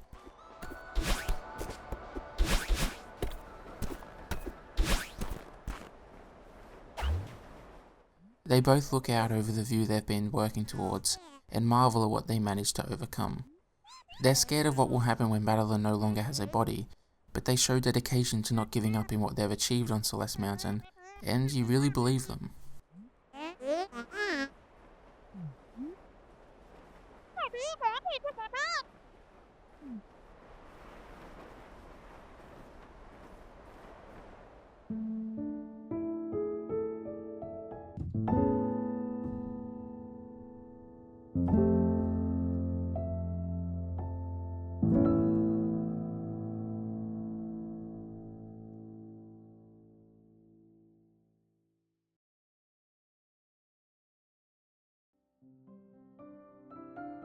As the credits roll, we see the pair descending the mountain, in the process seeing Ashiro cleaning the hotel and Granny's bird checking up on him, telling us that our time wasn't wasted.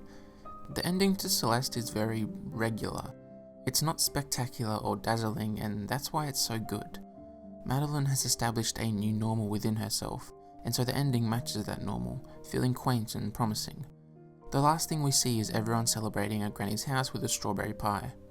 Madeline has just surmounted a monumental task and is rewarded with not just a newfound appreciation for herself, but also a symbolic representation of comfort and love. This pie is a symbol of what's to come for Madeline now that she's affording herself the love she deserves.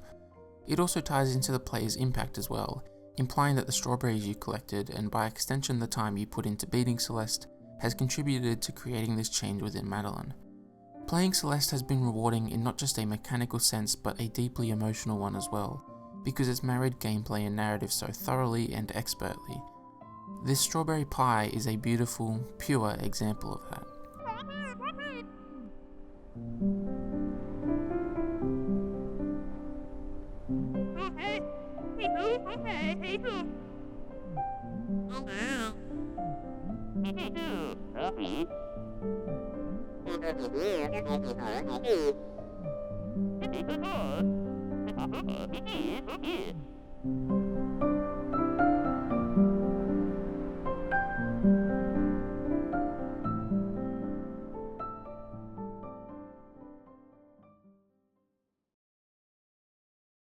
Celeste isn't over there though. Chapter 8 is accessed by collecting some of these crystal hearts. These can be found throughout the chapters and are each hidden under a varying level of obfuscation. There's one in each chapter, and going back to find them can be legitimately fun. Chapter 1, which takes more deduction than others, and Chapter 2, which requires exploiting a trick to regain your dash repeatedly, are more arcane. Chapter 2 in particular doesn't follow the common logic found in the rest of Celeste when it comes to hiding secrets, and unfortunately feels like it exists to be found with a guide. Luckily, Celeste is guide friendly. Like I said in Chapter 1, the checkpoints allow you to look at a guide and see which one to start at to most efficiently find the heart or B-side or strawberry, whatever it may be. There's not just crystal hearts for the main chapters, but the B-sides and C-sides as well. The B-sides unlock an alternate, more challenging level. On B-sides, dying at any point will send you back to the start. It was a bit disappointing as I felt that one of Celeste's greatest strengths is its high difficulty but lack of cruelty. Red crystal hearts are unlocked after beating each respective B-side. You can eventually unlock C-sides as well, which are yet more challenging levels. You get the idea. Yellow crystal hearts are obtained as you complete these. There's a lot of optional content that's well implemented but not overly important, and I think that's the best way to go, because people doing C-sides are going to be the type who do this stuff mostly for self-satisfaction. I wasn't compelled to do it all. I gave a lot of it a go, but it just wasn't the experience I was looking for from Celeste, and I never felt like that was wrong, which is refreshing, as difficult games can often feel like they try and mock you for your failure. If you don't want the challenge but you do want all the shiny things, you can just go through with assist mode.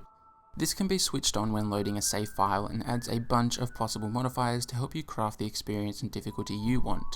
You can change the game speed, making timing easier and allowing for more leeway in regards to reacting.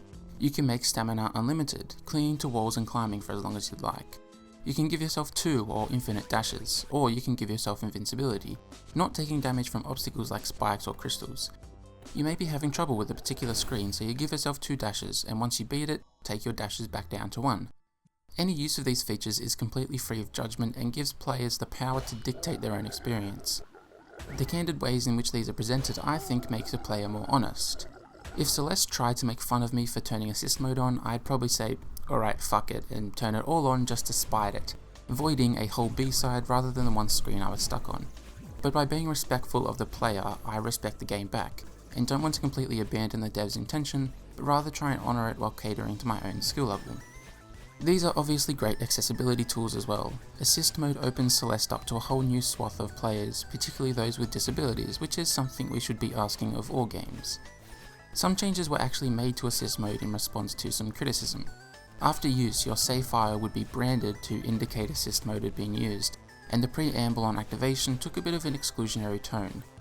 The branding was removed and the preamble altered with direct collaboration with a disabled player who would criticise the previous message. Which is great. Stuff like this only makes video games richer, and it's nice to see a tough game like Celeste be a part of the overdue changes happening around accessibility.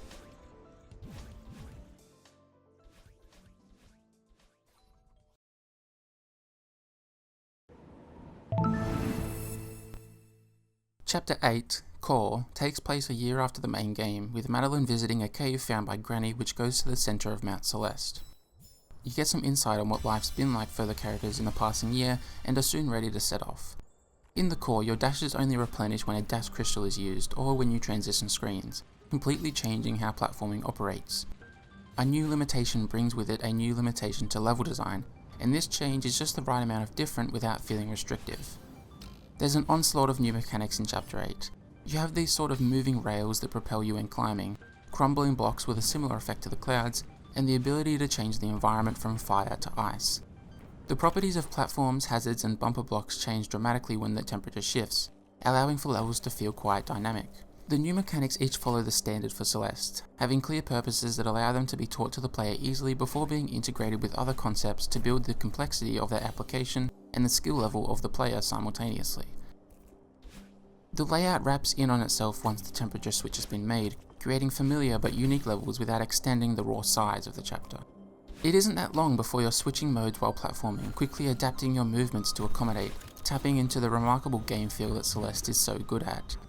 All these new and exciting elements though do come with a hike in difficulty. Chapter 8 isn't impossible, but it is harder than the main game, and this caused me to slide into a different rhythm than I had previously. I was now having a go at each screen normally, before turning some of the assist features on if I was having trouble. I would then complete the screen with those options turned on and kill myself. Then assist mode was switched off and I did it again with the solution in mind. This method was a lot of fun. I didn't feel like I was cheating the game, but I also sidestepped some of the frustration that I get when met with repeated failure in a game. It made Chapter 8 more manageable and enjoyable overall. Core peaks with an escape sequence as you try and outrun rising lava. It's wonderfully tense, and some of the most engaging and provocative design of the whole chapter lies here. Finally perfecting a screen and flawlessly switching between fire and ice has you feeling slick and precise. And messily jumping around in panic, having to overcorrect and improvise to best a tough challenge, evokes the feeling of a Metroid ending. No doubt being rocked with stress, but also the satisfaction of knowing you can overcome these obstacles. Calling back to Madeline's past struggles and exhibiting Madeline's current positive emotional outlook. Eventually you come to a corridor, leading to a black abyss with angelic blocks guiding you onwards. We see Madeline's inner monologue materialise as text on the screen, maybe being warped in its mode of presentation by the close proximity to the mountain's core. It's empty and soft, Madeline falling forever towards a crystal heart. This is what rests at the centre of the mountain. What powers the mountain's effects? It's a heart. It's love. Madeline's journey was not spurred on by a fantastical fictional force, but love and the power it carries with it. Any chance that we may have to suspect that Madeline's accomplishments were enacted by anything other than an achievable human feeling is quashed. Love is all that could have guided this quest of emotional recognition.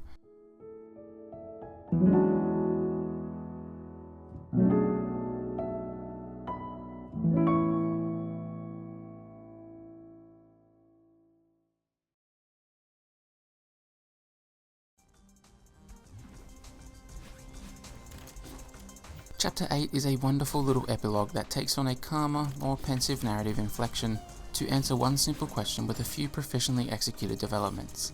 The level design nudges up the challenge but can be managed thanks to generous accessibility options. The new concepts evolve and cooperate in compelling ways without inundating the player with mechanical considerations. Although I do wish it acted as more of an epilogue for other characters as well, Madeline is the focus of Celeste, so the narrative choices don't feel ill-considered or half-baked. If you overcome the Chapter 8 Seaside, you unlock Variant Mode. This gives a bunch of more specific options. These appear to mainly be here for speedrunners, as they pretty much all have small but significant effects on the core control of Madeline and her movement. Speaking of speedruns, you should totally go watch some. The potential of Celeste as a speed game is insane, and so watching some GDQ runs is an absolute treat. I've put links to the ones I think are worth watching in the description.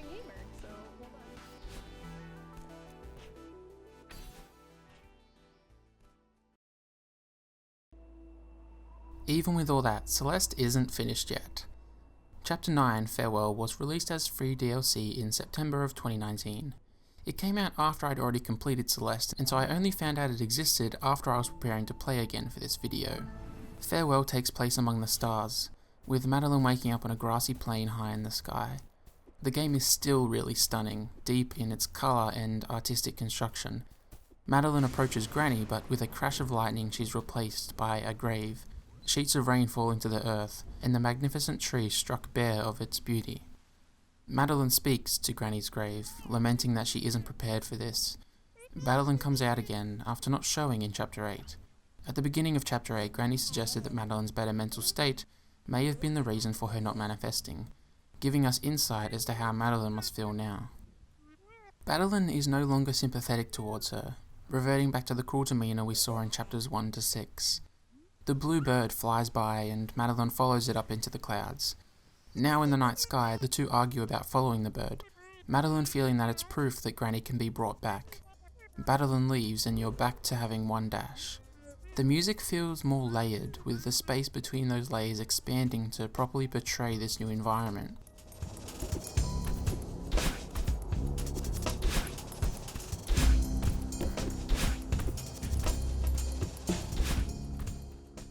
The space is filled with stars, fields of electricity, hazy coloured lighting, and what look like jellyfish and cell formations. You very quickly learn of double dash crystals, giving you a one-time 2 dashes. Farewell is no fucking joke. It wastes no time presenting you with incredibly tough challenges using mechanics from earlier chapters of the game. I was stuck on the third screen for 10 to 15 minutes. It was certainly the longest chapter. Maybe not if you're speedrunning, but I don't even want to look at that yet. Seeing someone be that good at Farewell would just be demoralizing at this point. I think I'll give it a few months. The actual design of these screens is really intricate and minute in the details, and I found that discovering the pattern of each one was definitely more satisfying than it was for the other 8 chapters. But then there's the task of executing that pattern. There was a lot of trial and error for me.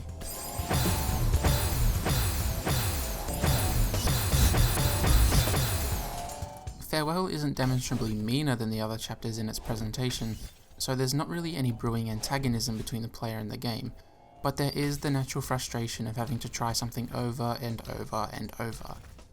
This frustration is purely subjective, as I recognise myself as someone who can get pretty irritated at games. With only one dash and occasionally a spare, the game becomes a lot more about restraint.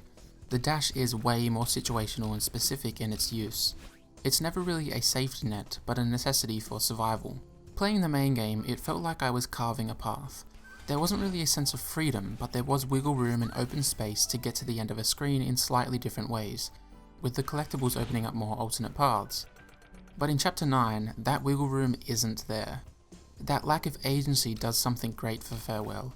It reinforces the alien feel of this space, this mind space.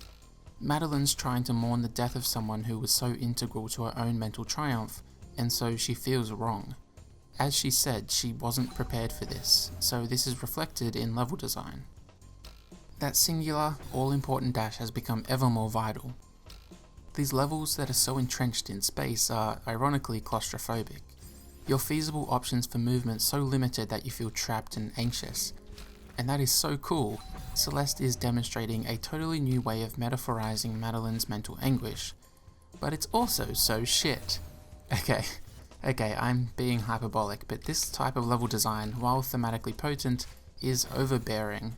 It's like the game's micromanaging your gameplay, and it doesn't feel all that great to me. Timing and positioning are so precise that simple acts like jumping from a climb over a block to the other side have been complicated, like I was back at square one.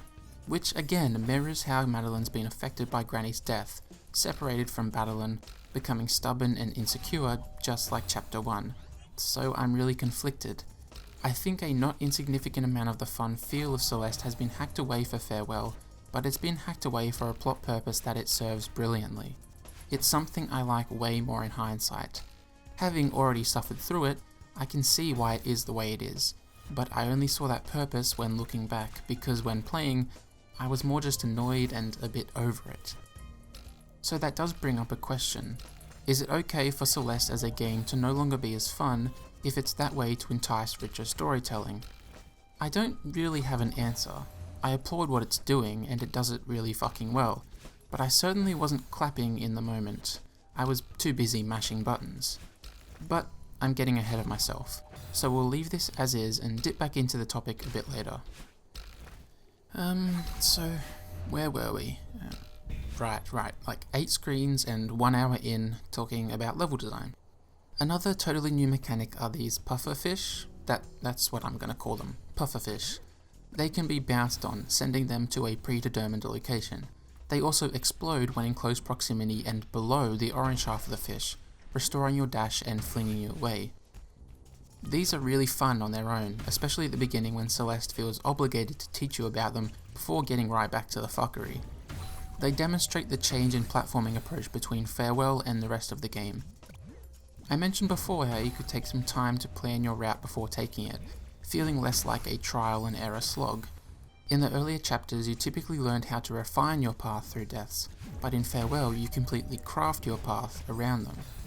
With these pufferfish you cannot always predict how they'll react to you jumping on them, so there's these sort of mandatory deaths that are simply used to further clarify a screen. It continues to show that Madeline's out of her comfort zone and can really dial up the satisfaction of besting levels.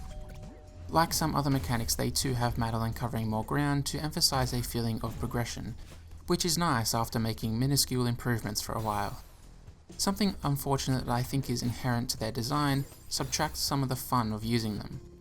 The line between bouncing and exploding feels really fine, so you can at times do what you think is the exact same thing and get wildly different results. Maybe if you went frame by frame, you'd realize you're not doing the exact same thing, but this is Celeste, where you can jump a few frames late because it just feels better. Like I said though, it's kind of built into their design, so I'm not all that sure how the problem could be solved. Then not too long after, we get to the jellyfish. These essentially act as gliders, and you can get a boost if you dash into them before grabbing on. They provide a good feeling of momentum and are pretty snappy in their control, making them easy to handle and get your head around. They really come into play when you enter this hub with 5 locks. This place is lousy with floating platforms and electricity fields that point to more incredibly narrow, precise solutions. Trying to make salient progress can be a tough task, as you don't really go off into separate rooms to solve those challenges that then provide new opportunities in the main room like you do in other parts of Celeste. You wind back and forth between screens to use singular elements that inch you closer to your goal. This can make figuring out what to do both more interesting and more archaic. It's asking you to think in a new way, and realizing that you should be thinking that way is sort of a logical leap, as it's uncovered ground. Shifting to consider these rooms as a larger whole, not a set of adjacent objectives, is a nice change of pace though. Turning the power off rids the room of those electrified fields and opens up new opportunities. There's a sigh of relief as your options expand before your eyes and progress feels easier to come by. Obtaining these keys involves more advanced use of the jellyfish and taps into a new side of Madeline's trauma. You'll be throwing jellyfish to grab them with a boost later on, maybe doing so multiple times to get where you need to go. This means routinely switching pace and security as you go on, illuminating an erratic state of mind within Madeline.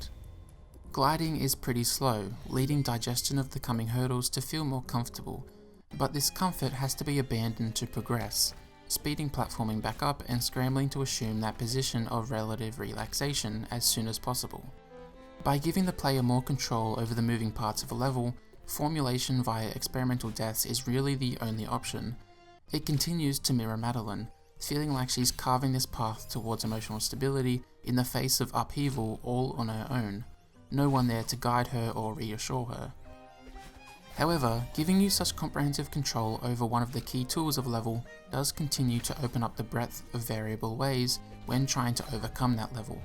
Mechanics from earlier on in Celeste have set positioning and paths, giving concrete limits when it comes to leveraging mechanical interaction to achieve success. It's just another example of Farewell relying on stricter timing that can punish you harshly, still serving the character and plot considerations, but serving them with a type of platforming that I don't find as fun or entertaining. I got all the keys and toughed out a decent chunk more screens, all of which had really inventive solutions that just didn't resonate with me.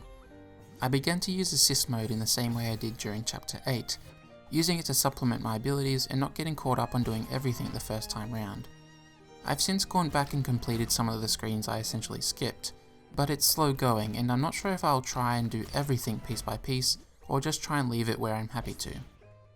Now, although I've touched on how this isn't really my preferred brand of platforming in terms of difficulty, I don't want to come across as dismissive of the design. It would be easy to look at these screens filled with hazardous obstacles and ascribe a lack of intent or forethought to their design. But that would be misinformed, because the impressive attention to detail and construction of these levels is as present as it was in the main game. Let's use this screen as an example.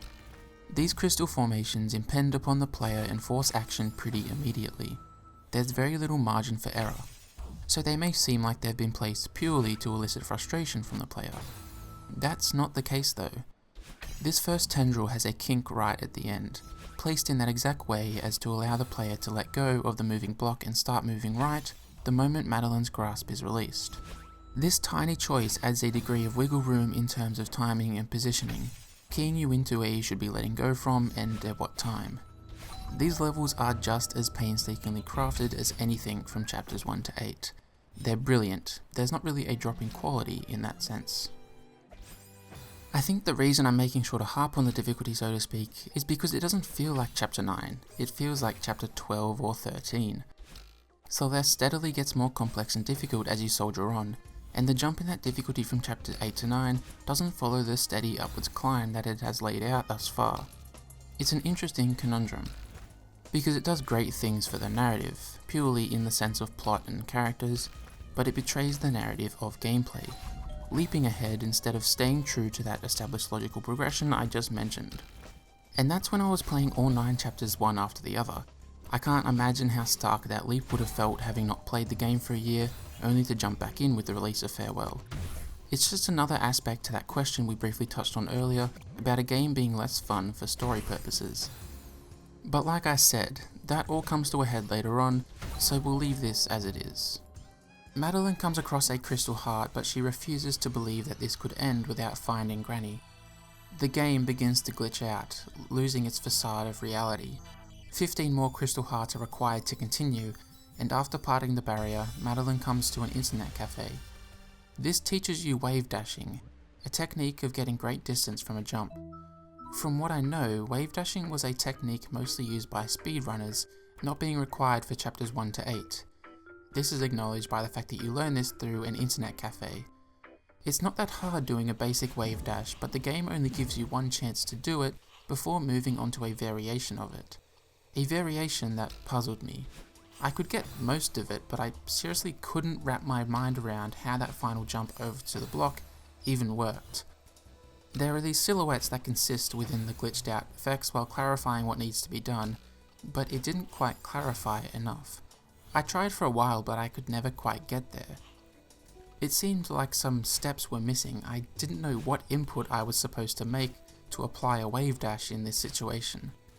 I think this is the only time in Celeste where I felt that the game was doing a bad job of teaching the player, and while that speaks to its high batting average, it also made it stick out even more, and that was a disappointing moment. I did eventually get my head around it, and it turned out to be a case of me overthinking it. I think in my head this was a speedrun trick, something that required quick inputs to pull off. But after looking online, you just have to dash up at the wall and jump off. It doesn't help that this is taught right after a wave dash, something contingent on dashing diagonally at the ground/surface. So I extrapolated that I had to dash diagonally at this surface. It's a case of a lacking explanation leaving me to fill in the gaps. Thanks to the internet, you can just find an explanation on how to fill those gaps, but it doesn't quite smooth out the issue of bad teaching that this instance brings forth. Madeline tries to have the bird carry her, but it shakes her off, reflecting Madeline's need to let Granny go and be in peace now that she's passed. She instead doubles down, believing that the bird doesn't want her to see Granny. The music speeds up and the platforming is done on a backdrop of a black hole, consuming everything with insistence, like Madeline's steadfast attitude, her refusal to mourn. The level design remains convoluted, and Madeline chases the birds through sprawling crystal formations using the feathers. Eventually Madeline helps Madeline and tries to appeal to her, to get her to wake up from this dream, because that's all it is. It becomes increasingly clear as you make it deeper into Chapter 9 and explains its existence. Thrown into a new type of emotional turmoil, Madeline regrets to her self-destructive and delusional tendencies. She becomes insistent again that Madeline is plotting against her, positioning herself as the victim and Madeline and the bird as a villain, so she can tap into that stubborn side of hers and drive herself deeper into this fantasy and deeper into the belief that it will somehow help. She digs her heels in and refuses to wake up, so shaken by this loss that admitting this is a dream isn't enough to change her mind, even if she's only damaging herself. This has all been carried through to presentation and gameplay in the ways I've touched on, bringing us back around to that question. Is it okay to sacrifice fun in the name of narrative poignancy? Ultimately, I think yes. Even as someone who's had a lot of trouble up till now with Chapter 9, and as someone who's going to have even more trouble with what follows, it's worth it. The torturous gameplay was incensing within the moment, but it was just a moment. I'll forever look back on Celeste and respect and admire what it did with the relationship between story and gameplay, especially in the field of platformers, one of the more contrived genres of video games. I maintain that Chapter 9 in particular does take a leap in difficulty that will alienate some players, and the advanced techniques are taught clumsily and I think underexplained. But for the vast majority of the experience, Celeste knocks it out of the park and creates a meaningful, touching, relatable experience, and sacrificing some of the fun to do that is okay in my book. With all pretense of realism now self-admittedly dropped, the platforming materializes as these rhythm-based obstacles, resembling that of the B-side rooms. I tried some of these rooms, but you couldn't call what I did in them much more than that. You could best describe my gameplay here as a cute attempt at having a go, but never approaching true completion. The timing of these beats change, reflecting Madeline's uneven breath as she questions her motive after her encounter with Madeline.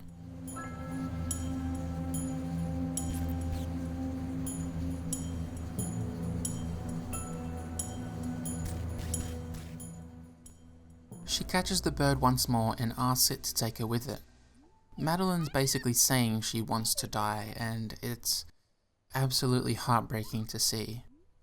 It's also a new low, so to speak. Even on the mountain, her giving up would be her refusing to take care of herself, to love herself. But in farewell, giving up would be her no longer living. No matter how tragic, this reaction falls into place for Madeline as a character. Her issues didn't end on the mountain, and it would be easy to see how Madeline, someone who was insecure and self-hating, could end up attributing the positive strides she made there with the people who helped her. So now that Granny's going, Madeline no doubt feels lost, wondering if she can keep getting better without her there. The characterization of Madeline and Madeline can feel like a sharp regression when you first start, but Celeste puts in the work to explore why that appearance of regression is there, and displays why someone's moments of weakness aren't proof of their disinterest in self-improvement, but rather overwhelming proof of the spirit they displayed in the face of these internal conflicts up until this point. At this comment, Madeline shows up, trying to stop her. The two talk and come to terms with their shortcomings. They decide to set the bird free, as that's what Granny would want. The two team up again, working to undo all the unhealthy coping mechanisms, the electrical fields, freeing them and the bird. Farewell follows such a similar path to the main game, but never feels redundant. This just demonstrates another dimension of dealing with these issues. It's not a single battle that's won, but rather battles that occur every day, that have to be fought every day to work on yourself. And Celeste adds that dimension to its narrative and to Madeline as a character with Chapter 9. The bird now assists Madeline as Madeline does, showing how a change in mindset can alter its own attitude. You fly across these expanses of space, hopping between Madeline and the bird to build a cathartic feedback to gameplay, making so much progress in so little time, contrasting the slow crawl it had taken for Madeline to get somewhere on her own. The music incorporates melodies from earlier chapters to call back to that journey, to what Madeline and Battleon accomplished there with the help and guidance from Granny. Battleon throws you one final time, and Madeline sees Granny one final time. She apologizes and says her goodbyes.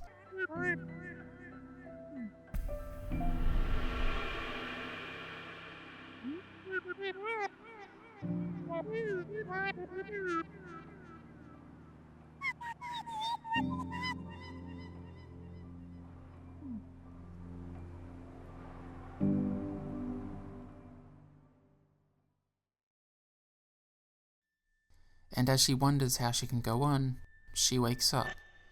She talks to Theo for the first time after the funeral, and he shows her a photo he found of his grandfather and Granny together on the mountain. By being friends and looking out for each other and themselves, they can continue to honour the people they've lost, so that they're never truly gone.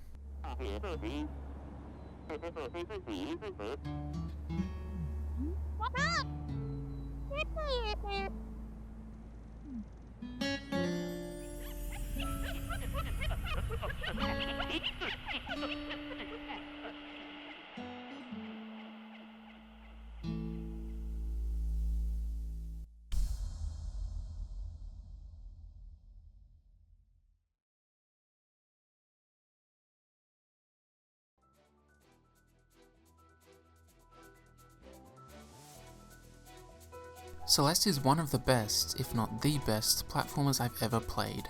Certainly the best feeling. Its platforming isn't just platforming, but an embodiment of the protagonist's journey, one that is deeply relatable and human. It doesn't exploit its subject matter for affecting but shallow moments, but rather explores it deeply, ending on an optimistic note that's still logical and believable. It takes the genre of platformers, one that's typically home to dry, sometimes entertaining but ultimately inconsequential plots, and instead shows us how that simple act of running and jumping can be a method of narrative exploration itself. It looks amazing, managing to take what at this point is an overwrought art style and fill it with inspiration and life. Disparate environments have distinct characteristics and colour palettes, contrasting heavily with one another. This contrast doesn't make them feel out of step with each other though. It instead highlights just how striking and visually engaging they are. The music is diverse but cohesive, reflecting the emotional tone of Madeline and the player perfectly to fall into place seamlessly, being notable while still feeling natural. The soundtrack speeds up and slows down to subtly relegate the player to a certain rhythm of gameplay, collaborating with level design to dictate the pace of gameplay, allowing the poignant, emotional moments to feel right at home, never coming off melodramatic or self-indulgent. Madeline is the ideal vessel for this plot, occupying a space of deep relatability, letting her develop as her own character while still allowing the player to form a sense of attachment and ownership over the journey she takes. The supporting cast are eccentric but within reach, sporting infectious gusto and unique perspectives. They act as perfect foils to Madeline, grounding her while also being complex in their own right, giving them motivations that make their appearance in the story genuine, not existing purely for Madeline's sake. Mental health is written about with a believable simplicity, visualizing and vocalizing the thoughts that swim around our heads without positioning itself as a figure of authority on the topics it touches on, dispersing any air of superiority that threatens to encroach on the script. The gameplay is so deeply explored without feeling overly complex, presenting itself within a digestible structure that rarely allows for fatigue or boredom. Each mechanic is a compelling one, with every inch of fun being squeezed out of them over time. They all subscribe to some core tenets or rules, forever feeling challenging but never unfair. The fundamental movement has been painstakingly constructed, with each detail building off the previous until it exudes an innate pristine impression. It could literally not feel better. I wouldn't change a single thing about how it feels to control Madeline. Additionally, the constraints set upon the player adopts an inclusive quality in regards to difficulty and accessibility that only makes it feel stronger in its apparent convictions. It's a game bursting with passion that clearly runs deep no matter what angle you study it from. The team did such an astonishing job crafting Celeste, and it was more than worth all the time I've put into it, even the frustrating parts. Thank you to everyone who contributed to Celeste. You all worked to create something inarguably special, and good luck to what the team works on next. I'm definitely looking forward to it. I think it's only right to send this video off by talking about Madeline's importance as a trans character. But first, some thanks. During the making of this video, I got some help from a very kind person who was able to give me feedback when it came to writing about Madeline as a trans character. Thank you so much, MacGuffin, for all the insight you provided. You didn't just improve the script as it related to Madeline, but caused me to reassess my entire analysis and make changes, for the better, throughout the whole thing. You helped me out all in your spare time, and I can't thank you enough. Seriously, you're the best.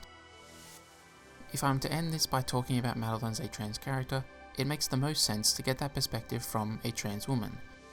So, to quote MacGuffin, she says, "Most trans representation in media has been either limited or hurtful. Trans people rarely find trans characters they can relate to, root for, and look up to. Trans people have been represented as inaccurate tropes, hurtful stereotypes, or victims.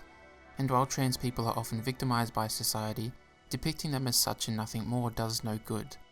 Even as we've seen more LGBT+ characters in media in recent years, they're often token characters, who are defined solely by their queer identity, or instead, their identity has no relevance at all to who they are. They'd be written the same as a cisgender heterosexual character, but with a diversity box checked off. Good representation comes from characters who feel genuine." When it comes to Madeline as a trans character, I find her to be incredibly strong because she is very much a trans character, while also being a real person who everyone can relate to. Trans people are people, not objects or stereotypes. They are normal people trying to live their lives like everyone else. Madeline's story is a story everyone can relate to, trans or not, while still providing a distinctly trans lens. Anyone can find inspiration from her. She isn't defined by how others see her as a trans woman. Her trans identity provides a backdrop that core human struggles are painted on. Her struggles of self-doubt and anxiety as she grows to herself as a person, learning self-love and determination, are a core human experience, eloquently presented with the metaphors of her mountain climb. She isn't just a great trans character because she's strong and trans, but because she's trans and human. I and many other players, trans and cis, have resonated with this character. I know I've found her to be both an inspiration as a person and a lovable, relatable trans icon. When I first started playing Celeste, within the first 30 minutes, I was hooked. The tone and feel of the game had hit some sweet spot for me that I didn't know existed. Something about every aspect of the game came together and made something instantly magical. I've had very few such experiences playing games. It felt like the creator had reached out and touched my soul, like I was experiencing something special and raw. Something about the music, the characters, the visuals, the gameplay, the environments, the themes and tone, it all clicked. Madeline's journey was burned into my mind. I started questioning my identity in early 2020 and had started playing Celeste in late 2019. I lacked confidence in who I was and was distressed with the terrifying and wonderful implications of my identity, what I'd have to go through, but also how I'd be more free and true. One of my first big steps, as silly as it sounds, was dressing as Madeline for a Halloween party with friends. Each year I'd usually pick a character from a game I loved that year, and Celeste was not only the obvious choice, but dressing as a female character felt empowering. Only a week later, in early November, Madeline was confirmed to be trans. I can't express how much this meant to me. There were hints that she was trans before, many things in the game that felt clearly relatable to a trans lens, and by Chapter 9 the hints had become very obvious. But there were still deniers, and even if there weren't, having it confirmed was, by principle, the best way to make her a strong, proud, trans character to me. It felt like my hero had validated my own identity. My hero was trans, and it was okay for me to be me. Feeling truly represented and appreciated as a minority lifts a kind of weight off of your shoulders. As silly as that sounds, it's really incredible. I felt very close to her, even though she's a fictional character. Like, she represents hope and self-love that I want to work for. She's been my favourite fictional character of all time ever since. Celeste definitely played a part in me gaining confidence in my identity, and I'm grateful for that.